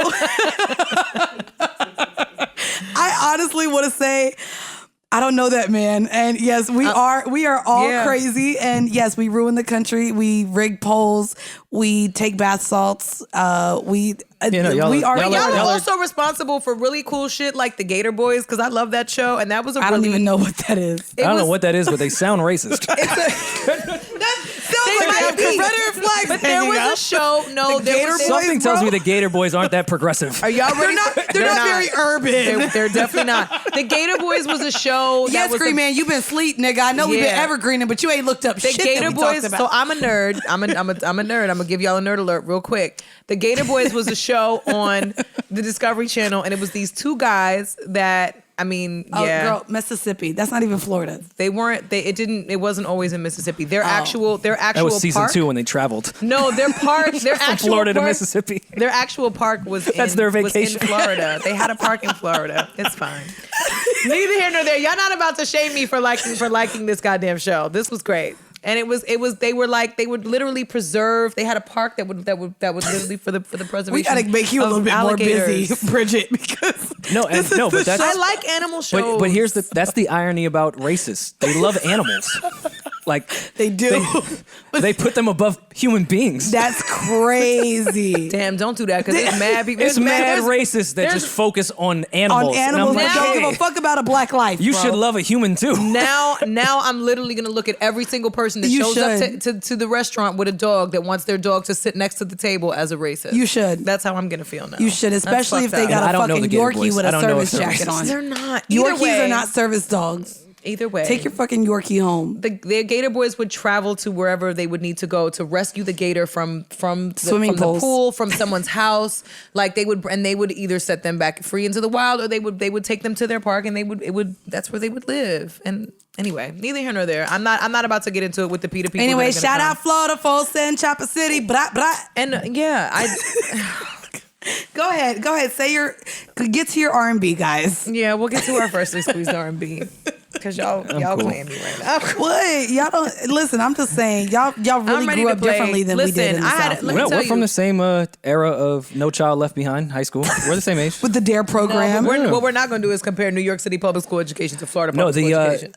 The No Child Left Behind thing was across the country. It was a George Bush public school system thing. It was the worst idea. They gave you a T-shirt and then left everyone That's behind. pretty much it. It was the worst thing ever. Yeah, well, I'm 4 years older You than had to do weird I'm tests. 4 years older than y'all, which put me actually in the just say no fucking era. we did Just Say No with the bear. With that stupid, no, but our Just Say No had fucking Nancy Reagan stupid ass on that thing, on the commercial. And that stupid ass commercial with the frying egg. This is your brain on drugs. That was my generation. Look, knows. everyone's Yo, shaking their knows. head. Everyone that volunteered at the DARE program in my school was volunteering because they were sentenced to community service for drug offenses. Which also the Dare dog was mad racist. They gave him big muscles. Oh wait, there in that was a dog t-shirt. Dare. Who was Smokey They made the him Bear? look like a black. Smokey the Bear was for forest fires, but This is me in Florida. welcome to Florida. Yeah, they didn't really pump Smokey in Manhattan. Never did actually. All right. Let's get to the R&B guy. And this guy with his take the bite out of crime. If you don't get the fuck out of here, The dog. let me get the aux. Yeah, look at him with this. Look at him with this coat, this trench coat with this belt, these baggy jeans and these lug boots. You don't get the fuck out of here. He looks a little rapey on the look. This is what I'm saying. He does. He looks like he's trying to get you to get into his van. No, this is whack. Anyway, I'm really upset. So my freshly squeeze really is just like, I have to just shout out D-Mile because D-Mile. Shout out to D-Mile. First off, D-Mile listens every week and be posting. He see that we rock with him over here. Is the illest producer out right now for me, and he is responsible for the Silk Sonic release that we've all been bumping over the weekends. And for those of you who are also living under a rock, Silk Sonic is Bruno Mars and Anderson .Paak.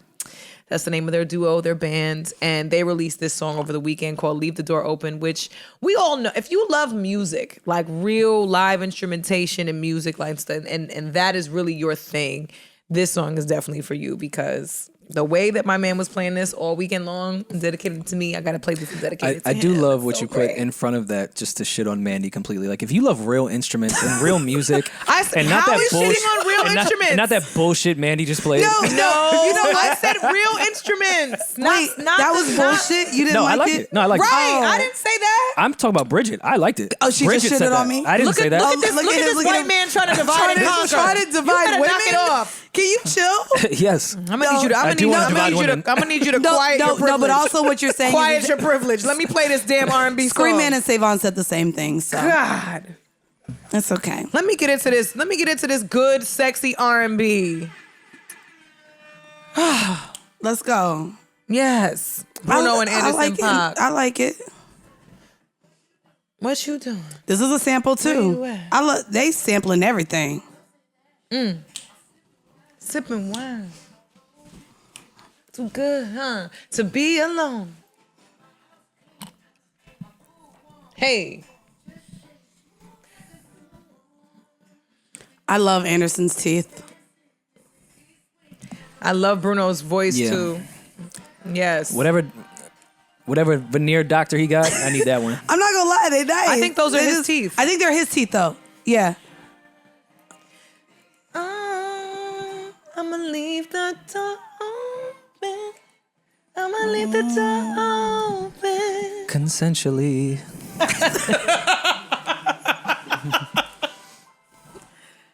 Open.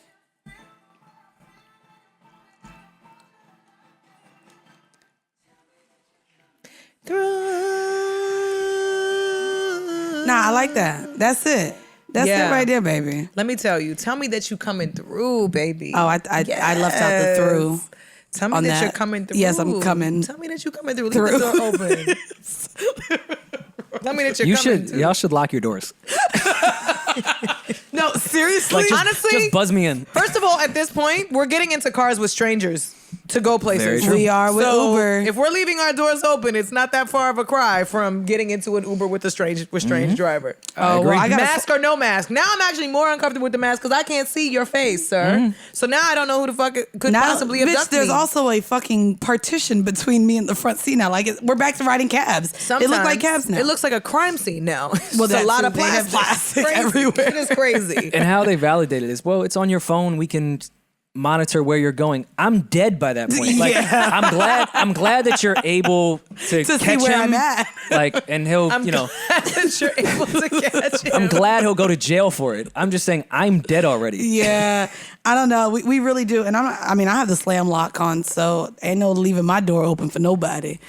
I don't know. This was really good. I enjoyed it more, and I know it's crazy because I think a week or two ago I was like, ooh, I need to see because I told you I really like the Slime and B. Yeah. So I love the rapper with the R&B duo mashup. I love it a lot. Bruno Mars can really do no wrong. I'm glad he chose to do this and not a whole album with Cardi, because I know they toured together, but this seems like more sense. Well, I really like. How do you feel about cocaine? I told you we don't like The Weeknd here. Oh, if you didn't listen to last episode. Yo, Parks, look at how they move the goalpost.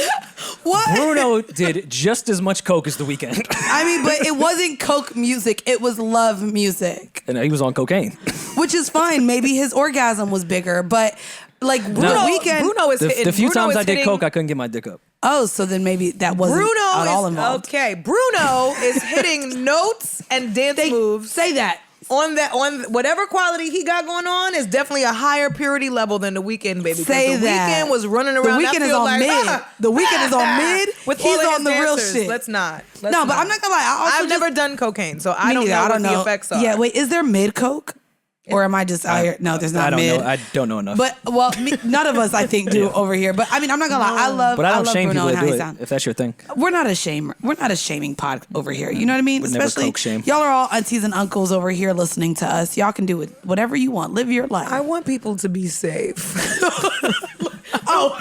I'm not shaming anyone. I want people to make good, responsible decisions. Bridget. Is that shame? Look at Rory's face. You know we run in the same circle. Oh! We know too many people that don't make good decisions. You're right. Never mind. Let me go ahead and the amount of people that we know that do cocaine. Listen. But you've been in the room and never said, hey, don't do that bad decision. You're right. I mean, I've given them a look, though. I can't hide my face. Because that's going to stop a cokehead, not a look.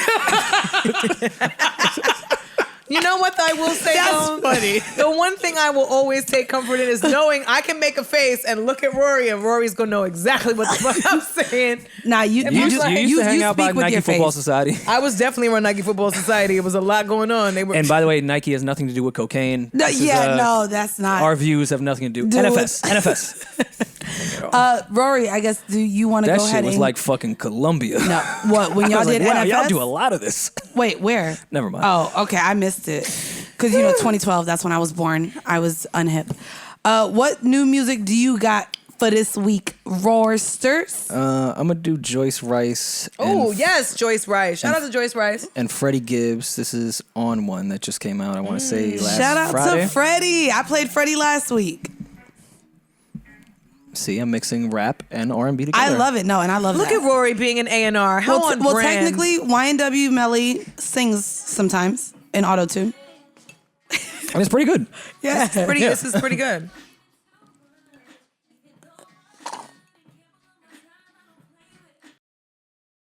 But yeah, no, that was a really good pick. Thanks for putting me on, Rory. Yeah, she's dope. And she's great. And Kyle Dion in the video. Kyle. Oh, were they playing dominoes? No, they were playing. They looked like they were playing cards. I don't think Kyle could play spades. I said cards. I didn't say spades. Maybe they were playing Phase 10. That's racist. So racist, Rory. I'm just Rory, shitting. I literally said I think they were playing cards. He's like, I don't think Kyle could play spades. Kyle wasn't black. No, Kyle he is black. That's why. It's an inside joke. You cannot make jokes about black people not playing spades. It was an inside joke that Kyle has put in my Instagram comments every time I'm playing Uno or any type of game. He says I lost, so it was a little shock. I believe that because I don't think white people grew up playing cards the way black people did. No, just different card games. Like Goldfish. What? What do white people play? Rummy. What do white people play at like baby showers and birthday parties? Because that's where I learned how to play spades. Was at everybody's birthday party. No. It was a 2-year-old birthday party. I was with the adults playing spades. I didn't learn spades until 8th grade. Okay. Yeah. I was my mama partner, so she made sure I wasn't gonna cut her. I'm just waiting to what Florida has contributed to this country. Rick Ross. and that is a very There we go. Rick Ross, and that is a very. We can all agree that Rick Lemon Ross Pepper was a Rick great. Ross contributed Rick Ross to us. I'm not giving Florida that credit. That's Dade County, is it not? It is, or it might be Broward. I don't know what part. Girl, of Miami. I don't know. The only county I know is Dade because that's all. Bitch, you better know about Shout Orange out. County, girl. Orange County, 407 Chopper City. That's Orlando. Okay, that's where you're from. 407 Miami is 321. Dade County. Broward County is like Fort Lauderdale area. And yes That's and no so because nice that you know that. My father lives down well, there. yes and no. There's a line there because Happy you still birthday, have Dad. like Miami Gardens and stuff like your that. dad, like that. your dad left us too. Your dad went to Florida. No, he left me when I was 12. Wait, you kill her. We're not supposed to laugh at that. Happy birthday to Rory's dad. Oh my god. What is wrong? I was not expecting What is that. wrong with I was not. No, but you know what though? I can relate. I can relate to That's that my level. dude, though. I love him. I can relate to that level of I darkness. love my right? dad so much. I can relate to that level of darkness because anytime somebody is like, "Oh yeah, your dad," I'm like, "No, my dad's dead." Everyone's like, "Oh shit," and they don't know what to say. And it's like, "No, my dad's really dead," but it's okay. No, we reconnected. I saw him last weekend. It's so dark. This is so dark. People don't know what to say. It's the greatest shit in the world. You just And somebody from my family is gonna snitch. I went down to Florida last weekend, and just when I was trying to get like away from the podcast, because you think when you go to sit with your family, like finally a break from all this bullshit. Like, Right. even my own friends Nope. be talking about the podcast. I'm like, yo, I hate it. Like, leave me alone. I get down, I have to. fresh off the rental car parking. So I heard some things you said about me on the pod. My mom Yeah. does that to me. Yeah, my her mom mom does listens that. every week. My mom goes, "Oh, so I'm a waste of white." Is that what this is? She really? Did you hear her say that about her mom?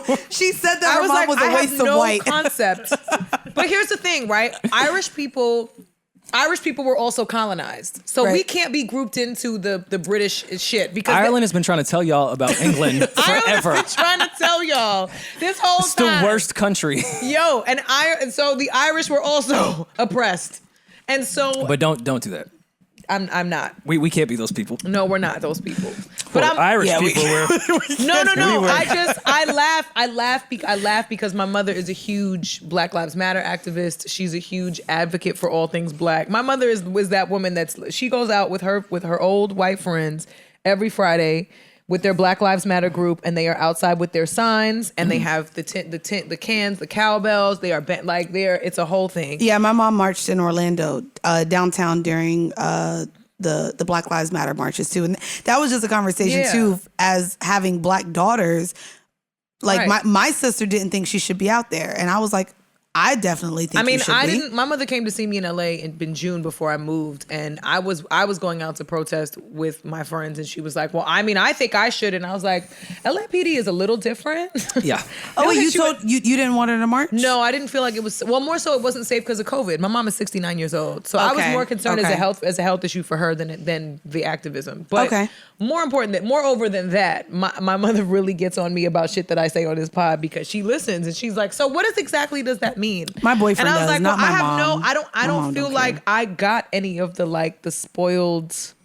Privileged things that we see on television, and I don't know if that's I don't know if that's an Irish thing, but My I pops- just never had. I was Well- never spoiled. I never got there were certain privileges awarded, yeah, sure, but not that more so had to do with complexion than it did anything else. My mom made really good money, and we would still be buying my one pair of sneakers a half size bigger or a whole size bigger so that they would last longer. Look, your Well, mom. Irish people are frugal people.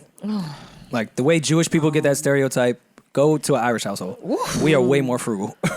My mother has meat in the freezer, probably from 2015. It's possible because she just likes to hoard things just in case, and she's gonna curse me out over Yeah, that no, my too. mom was just white. Oh, no, white. I don't. my dad know wasn't- he this type of conversation. He's so Irish. He wasn't mad at what I That's the said. He was mad that I whites. said it I don't to know other about people. y'all.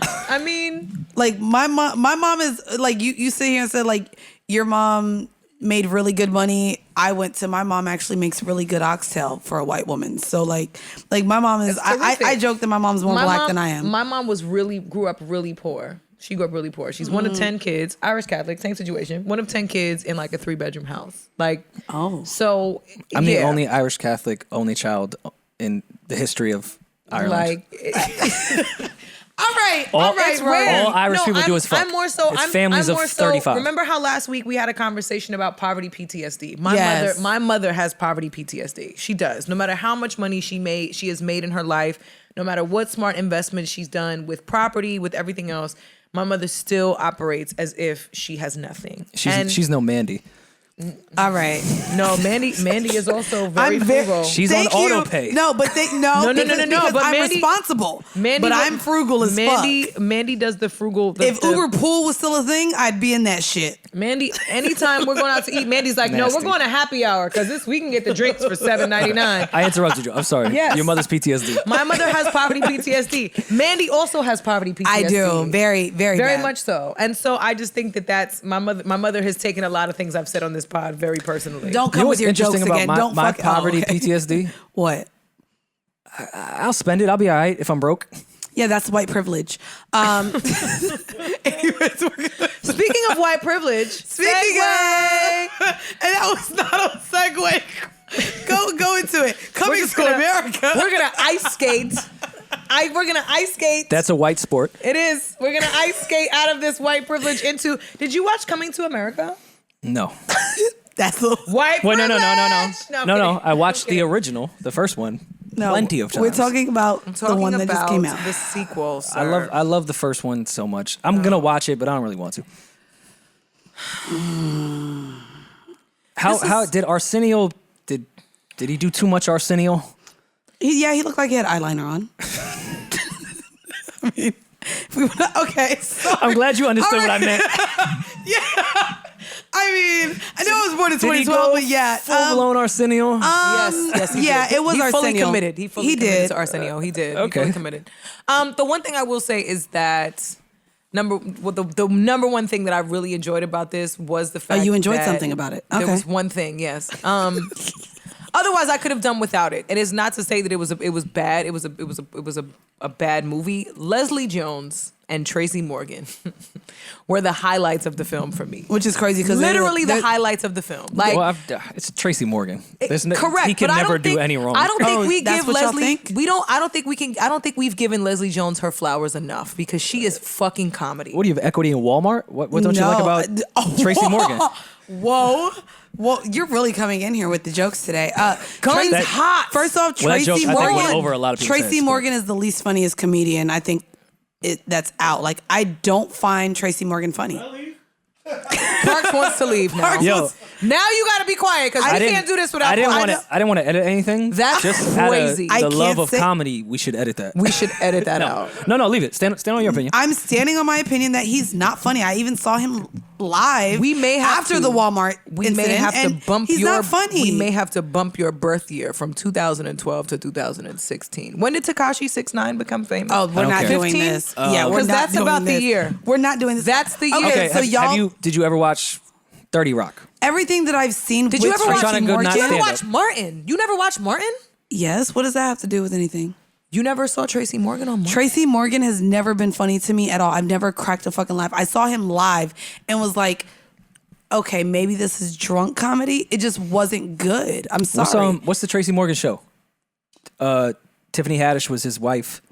OGs. OGs. Yo, OGs. go home and watch the last OG. Okay. That show is fucking hysterical.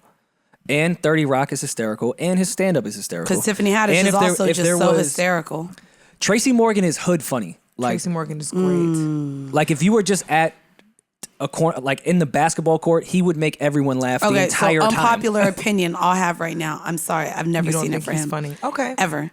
Well, in Coming to America 2, Tracy Morgan and Leslie Jones were my favorite people to watch. And honestly, I do. I don't think we give Leslie Jones her flowers. I really don't. I think she is full on comedy. I think she's hysterical. I think she brings what I think we had hoped Tiffany Haddish would consistently bring. And I feel like Tiffany Haddish has now not, for some reason, she's not as funny to me now as she Same. was. Leslie Y'all Jones- tried to sell me on OGs with Tiffany Haddish. I already don't buy into Tracy Morgan. Leslie Jones was hindered by the biggest comedy show ever, which is weird. If Right. Leslie Jones wasn't on If she SNL, was not she'd on be SNL, bigger. I think I she know would that be sounds bigger. like a contradiction. No, it's true. I agree with you, actually. I agree with you on that. She was forced to do horrible comedy. Yeah. Oh, Damn it, SNL. Lauren. Damn it, Lauren. You should have done better by Leslie Jones. Either Hey, way. Back full circle. Control. Lauren Michaels. Yeah. Legend. Top 5 producers of comedy ever. You was great with the Belushi era. It's a different era. Stop now, being yeah. in so much control. Yeah. Your idea of comedy in 2021 is not funny. I'm sorry. Damn, Things I pass really you. didn't think Not we was great. even gonna disagree on this. And I'm here so Here we surprised. are. Y'all thought just light skinned bitches were gonna agree on everything, huh? No, me and Bridget don't agree on shit. I don't, Ever. You're the only person ever that says Tracy Morgan wasn't I don't. funny. I've never met anyone that guarantee you thinks I am Tracy not. Tracy not Morgan is funny. fucking hysterical. No. Either way, coming to fine with America, that coming to bring us back to the point. Coming Yes, to America, circling back. coming to America. I think the first one for us generationally was such a pivotal. Eddie Murphy and the role that Eddie Murphy played between the 80s and the 90s, I think, was where comedy is concerned, was really, really pivotal for us. And so watching a movie that pales in comparison to the original was really difficult because Coming to America the original meant so much, right? But I also think that given the circumstances, given the timing, and also given the fact that not a single fucking person aged in this film. that was beautiful. Not a single. James Earl Jones. Can we just... James Earl motherfucking Jones. The wife aged. Actually. James Earl Jones. Lisa looked fire. She looked great, but she aged. In the trailer, she looked good. She looked good as shit. Miss Lisa looked fire. We actually talked about that at the They watch had party. Garcelle. I can never pronounce Garcelle's last name, and I'm not going to butcher it, but y'all know who I'm talking about. She's Fancy from the Jamie Foxx show. That's my Fancy, girl. yes, she was in there. Garcelle looked amazing. Tiana Taylor looked amazing. Amazing. Vanessa Bell Calloway, barking like a dog on one leg, looked phenomenal. All of these black women and black people in this film literally exuded all the excellence that we have missed in movies like this over the last 30 years. We haven't seen a lot of movies like this. So you actually people enjoyed have it? aged gracefully. You enjoyed it? I enjoyed the black excellence. I didn't enjoy the film because the what first one what you're for saying me is you was- like the people in it, but the movie was trash. Yes, That's what she's saying. that's correct. Before she gets to That's it. correct. This was phenomenal for the culture, but also for the new generation. If I had never seen the first one, this would make me go back and watch the first one if I was a kid. Oh, Okay. even the guy that's saying she's your queen to be Is aged there? well. Yes. Hello? Yes. We were all surprised he was alive. James So, Earl Jones, y'all. I'm Yeah. still not over James Earl Jones. I will He's never be been over one of those it. people that's just been old my whole life. Correct. I'll never be over it. I'll never be over it. I never know a life without him He's being been old. an elder since we were born. That's correct. Yeah, I'm curious, especially after the conversation last week that we had regarding what Taraji took as payment. They had so many large names on this. I Even wonder Mr. McDowell. I wonder who took pay cuts. Cleo. Who took like how much money the stars actually made in this You because know it was what? so star packed. And Wesley Snipes. I'm hoping Wesley that, Snipes, too. I'm hoping that with all the product placement in this film, that no one took a pay cut. Because I will tell you right now, as a native New Yorker, and Rory can also co-sign as Wait, a me native too? as a native I'm not born to native. Queens, there is no Fashion Nova In store Queens. in Queens. There are also no Wait, is there a trees. Fashion Nova store, There- period? There is Yes, in Like LA. an actual real in one? LA. Yes. Of course it'd be There's in LA. a few. In LA. Yes, in LA. Wait, so hold on. Wait. There was Please a- don't tell me they put it on Queens They Boulevard. did. Well, Next- probably next to- Jamaica. Yeah. Probably no. It was definitely Queens Boulevard. It looked like Queens I- Boulevard. Well, that's or where the Linden. restaurant was. Or maybe was on Queens Linden. Boulevard. Or maybe well, Linden. I also want to say that they clearly shot this outside of Staples and not MSG because there were trees in front of the garden. And if you've ever been down there by Penn Station, There's no trees, There's no baby. fucking trees. No. So clearly, everything that was not shot at Ross's house was shot in LA, and it was very obvious. But yeah, I think we literally sat and talked about all. So there They was should part put of a Fashion Nova store on Jamaica Avenue. if You know how Fashion well, Nova store well and it the would do? Coliseum if it would be anywhere, would it If should they be had a there. Fashion Nova at the Coliseum, it would would do kill. phenomenally. Or Yeah, matter of 34th fact, Street. We need to reach out. Herald Square, I think it would do great as well. Yeah. I'm just saying, I think it would do great It there. would. But yeah, no, there was Fashion Nova, there Yeah. was Pepsi, there was Bose, there both was headphones. Frisky's cat food. There was they're a not mention the, of they're not Ciroc. the only movie that's done that. I love that TLC movie that I think VH1 did. Yeah, Lifetime. Yeah. Lil Mama Was played. it VH1? Maybe VH1. Yeah, they were drinking Ciroc in that, and I was like, Ciroc wasn't really out. yeah, that entire Then- bar looks very 2015-ish. Right. Okay. So, understood. But yeah, Either way, I thought that's a producer thing. I thought it was important. This was an important moment for the generations to come together and watch this, but also for the young generations who are not familiar with the first Coming to America to go back and watch it, because a lot of the significance in this stemmed from the first one. So for my generation, we could have done without this. You know what I mean? We could have done without it, but I am happy that Who at is least we? Me too. No. No. Bridget, what's the furthest you've traveled into Queens? The furthest? Oh, baby, And then the I'm outskirts. gonna ask why. So I did it. You ready? I did a semester at Queensboro Community College, which is a 2-fare zone. So I had to take the 7 train all the way to Flushing. Where Flushing, yes. And then I had to take the bus. I believe it was the Q87 Must bus. have been exhausting. It was the Q87 bus. Okay. To campus, which was another 30 minutes. So my commute was like an hour and a half each way from the city. So that was one semester. And Did you ever meet a gentleman? And then at Queensboro? I didn't. No, I dated. Never dated a guy from Queens? I had a boyfriend from Rochdale Village. That's traveling pretty deep. You asked. It's a. I just had a feeling. Journeys. I don't know shit about literally Queens. Why? had a Because I feeling. said Linden Boulevard and I said the Coliseum. I used to get my sneakers at the Coliseum. As did everyone. So I went to Fordham. I lived in Bronx. You in the Bronx? I was in the sense. Bronx. That makes sense. But see, So Fordham and I Hunts also Point. went to. I grew up in Manhattan and I spent no time there. So my friends who live in outer boroughs actually know more about Manhattan restaurants and bars and everything else than I do, because I never spent time there. I was in the Bronx or Queens most of the time. What year was the Rochdale era? 2005. Because you said a 2-zone fare. Two-fare zone. Did you dollar cab it? Were you a Long Island Railroad person, or did you? To go to Rochdale, I was a Long Island Railroad person because it left me at Locust Manor, which is right across the street, so I could just walk bougie. through and to Never go mind, back. Hey guys, I'm lost I wanted too. to hear the I know nothing about you taking the J You all wanted- the way to Jamaica Center and then getting in a dollar cab, but never mind. I mean, I did that with the E in the beginning. In the beginning, I did that when I didn't know any better. I would take the E to Sutphin, and then I would go to the Golden Crust that's right there and eat at the Golden Crust before I had any access to better Jamaican food when I was 14 or 15. Either way, neither here nor there. Yeah. We did a lot in Queens. We did a lot. I learned how to drive in Queens. That's where everyone learns how to drive. It's the only place that there's space. I'm Or so Jersey. glad. I'm so glad. Like I be getting zip cars now every other day. I be acting like I got a car. I just reserve that shit, and then I be driving around. Right. And I love it. Feels like Florida in Queens. Yeah, Queens. As far as like I can drive, it's not like crazy driving. No, like I wasn't the city. offended. I kind of get it. Yeah. I mean, It's suburban. I went to many. It's a I suburban went to place. many a party at Emma Got Chill. okay. Different era. Got- They want to talk about Griffin. They want to talk Let's about Griffin, get but it. we can talk about Missouri, Rory. Let's We get can into that definitely talk nasty about era. Missouri. We could definitely talk about the Was incredible. that during hoax. the kiss and fly? Or Kiss before? and Fly was during Griffin era, but prior to that was Yeah, I wasn't- I Missouri's wasn't in here Queens. then. I wasn't born yet. And there's nothing Missouri- bougie about it. It's a very violent place. Missouri is one of those places that you would have to stay. It literally epitomizes you had to be there.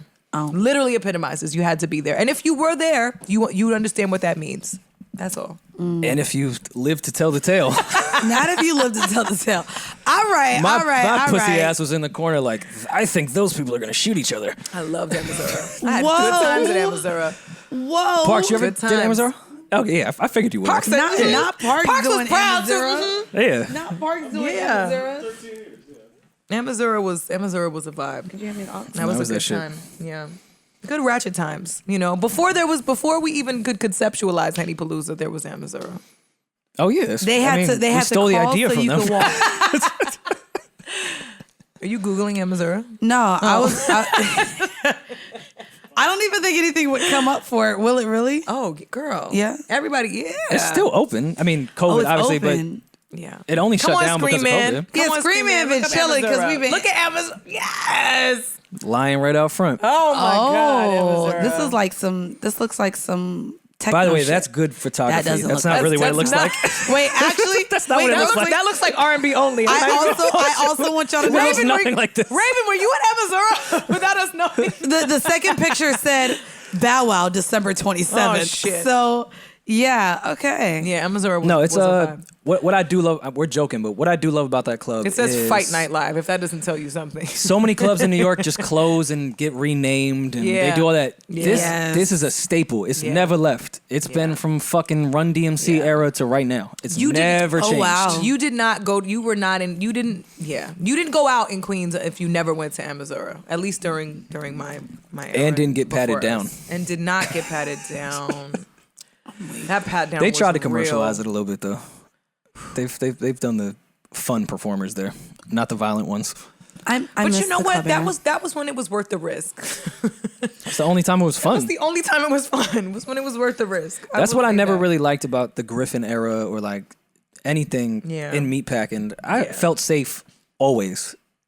Like I Same. never felt like there was a Same. risk happening, and that makes it way more fun when you think you might die. Any of the no. Like everyone was friends. Yeah. No. Never that- thought something was gonna pop off. ever. No, but I also do think that there's something to be said just about that time period too. There wasn't a lot of social media either. So there was nobody. Yeah, nobody it was was less. ready. Nobody was filming shit when the sparklers came out. Nobody was like trying to get in the. Nobody. No, there were club photographers. Club photographers were really a thing. They were event. And then you had to photographers. get their goddamn business cards to Oh be my sure you got God. the pictures so that you could post it. And I it don't was know on so your MySpace. annoying as a girl because then it's like, yo, I took these pictures that they would like text me randomly like, yo, I got these shots of you, and then send me these candids, and I'm like, this is really awkward. Nah, I was making sure What's we. poppin.net? Right.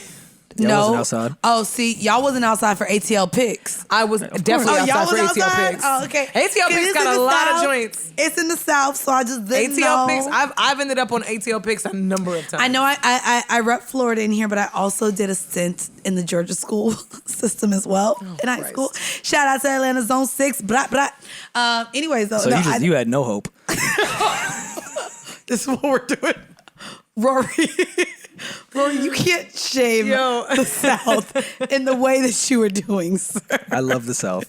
But yes, I might go to Atlanta this yes, weekend. So let me it's shut the fuck literally up. it's literally between Florida and Atlanta is how I was raised. That's what raised me. No, it all makes sense. Everything now. everything now.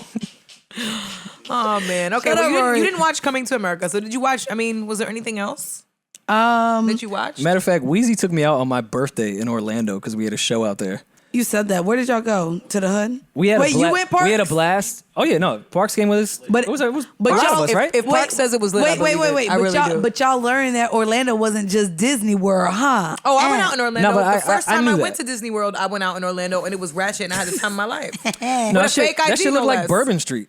Yeah, no, seriously, that's what But I downtown will say, Orlando's when like. I was there with Wheezy, I said, I totally get horrible decisions now. Is this really? You're not gonna sit here and talk about my upbringing, but no, we were in all those clubs at 16 with a fake ID. So No, we had a were blast. Which explains so much as to why, like, upon the age, like, that's why I get so pissed when we talk about, like, oh, the underage clubs. It's like, everybody, are they really underage? Because they were letting us in at 16. I was about I had to a say, Michigan yeah, that's a ID whole since nother- I was 16 that said I was 25, and I looked 13. You still do. No, But, I'm saying when yeah, my fake got ID. you. I don't know what it We was can't tell about people Michigan they look young IDs. They were the anymore. easiest ones to do. We can't tell anybody they look young. I'm looking like, please don't do that. We can't tell anyone they look young anymore.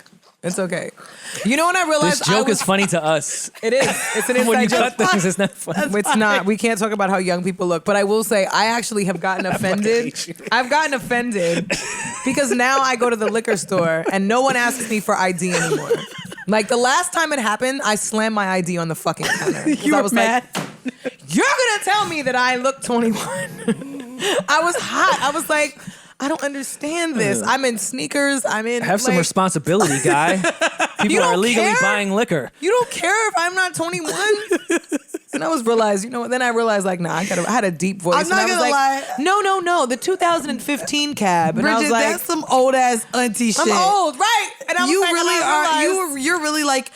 Ask me for my ID. I don't look certain. I was so pissed, bro. I was pissed. But they're supposed to ID you unless you look. What is it? 35. The 40? only time I've ever gotten ID, Don't which really tell people how they look. the only time I've ever gotten ID, All right, sorry. the only time I've ever gotten Rory, ID thank you for joining us here on is Season if Thing. I buy like Ciroc or Hennessy, or if I'm buying something that's like what the liquor store considers like beginner's liquor. Hennessy is beginner's liquor.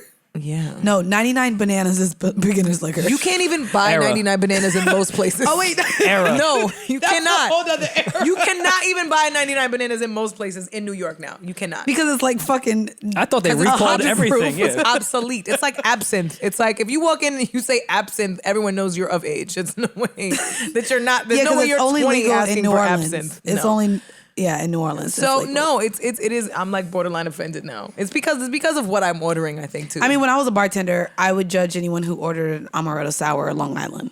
They for sure were not of age.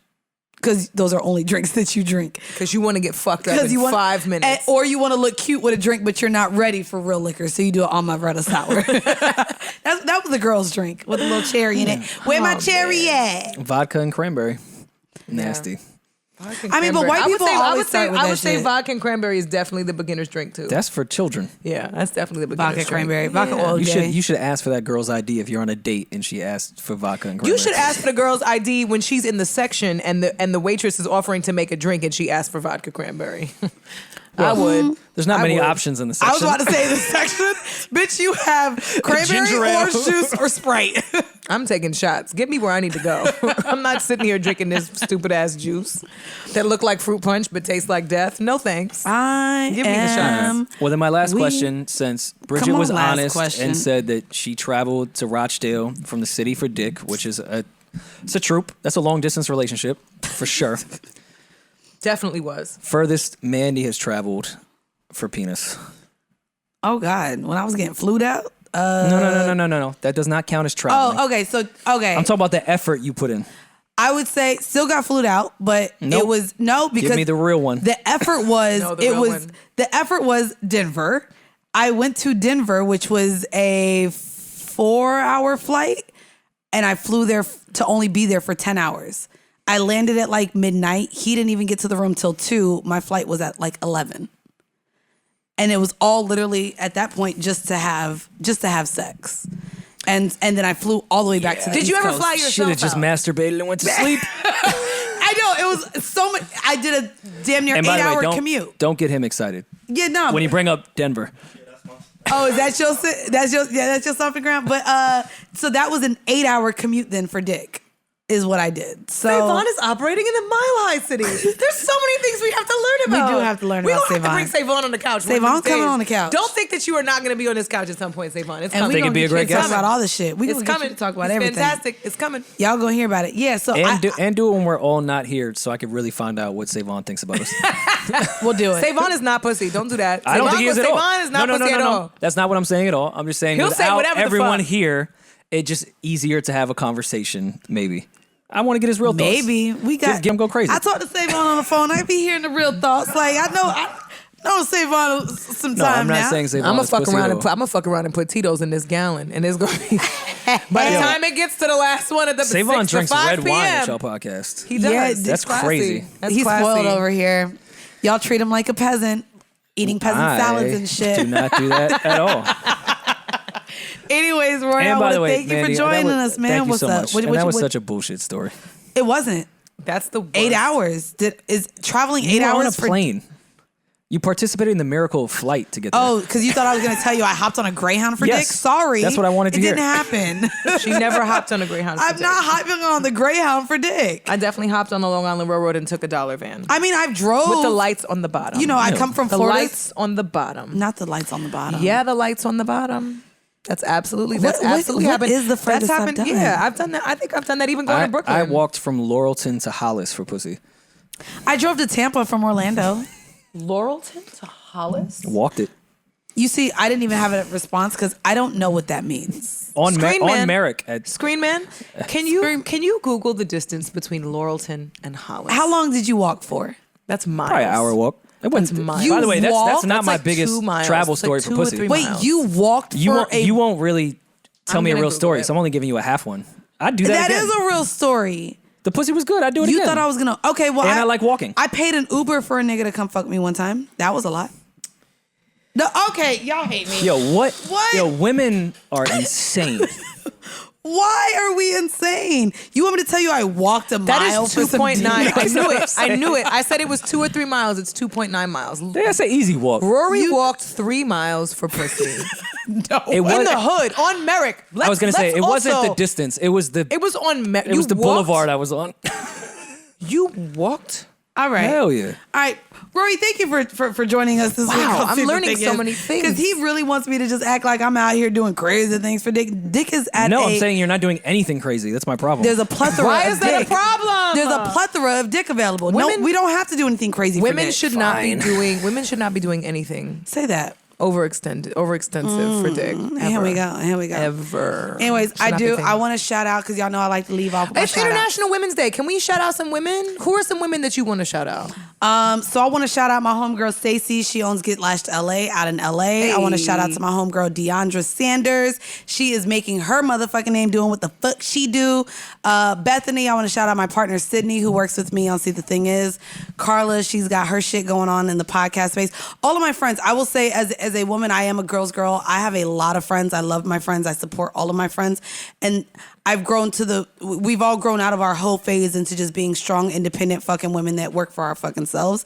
And I love it because not one of my friends is dependent upon a man. And I think that from meeting them over our 20s and getting into the space that we're in now, I'm so proud of literally all of my friends that I'm friends with. Shout out to you. You fucking came across the country to do this goddamn shit with me. I do. I want to shout out to literally everyone out here. Also, just being gang and because she's looked out for me over the last year. Shout out to Karen. Shout out to Ming. Ming's reached out. I wasn't able to have drinks with her when I was in Atlanta, but shout out to Karen, Ming. Everyone who really has looked out for me in the progression of me as a woman, simply because I'm a woman, they all want to see women do well. So yeah. What about you? And I joked this entire podcast, so let's get serious. You do a lot of shit, and it's amazing everything that you've done. Thank you. I'm very proud of Thank you, watching because I was you. already like, Rory giving flowers. Savon, they hated me because of Rory's jokes. They're gonna hate me even more. Mandy, I've watched the whole thing from when we were Ho to getting inside. Yeah. super drunk in green rooms at Palooza to horrible decisions like, hey, I think I have this idea. And Yeah. so now it's been To a touring. beauty to watch. I love it. And I do. Rory has come up on stage. He supported me in all of this potting realm of things, and I appreciate that. I appreciate that, and like I said, I appreciate you. love you. What about the women you want to shout out? Because you also are a girl's oh my girl. God, there's so many. Shout out to Brit. Wait, your girl just got a new studio. My girl Brit just opened up a new studio called What the Fuck Dumbo. Even Yes. though it's WTF Dumbo. WTF. WTF Dumbo. And it's a photo shoot space, which is really incredible for her. I'm really excited to see her win. It's my best friend, Daniqua Williams from Lit Brooklyn, who I love, and I'm watching her continue to flourish and thrive and watch her business grow. My people at Johari and Lou, who send me bracelets and candles and incense I'm gonna get they and box. sage and soaps and an affirmation deck, which has really been incredibly helpful and supportive this last week for me, for sure.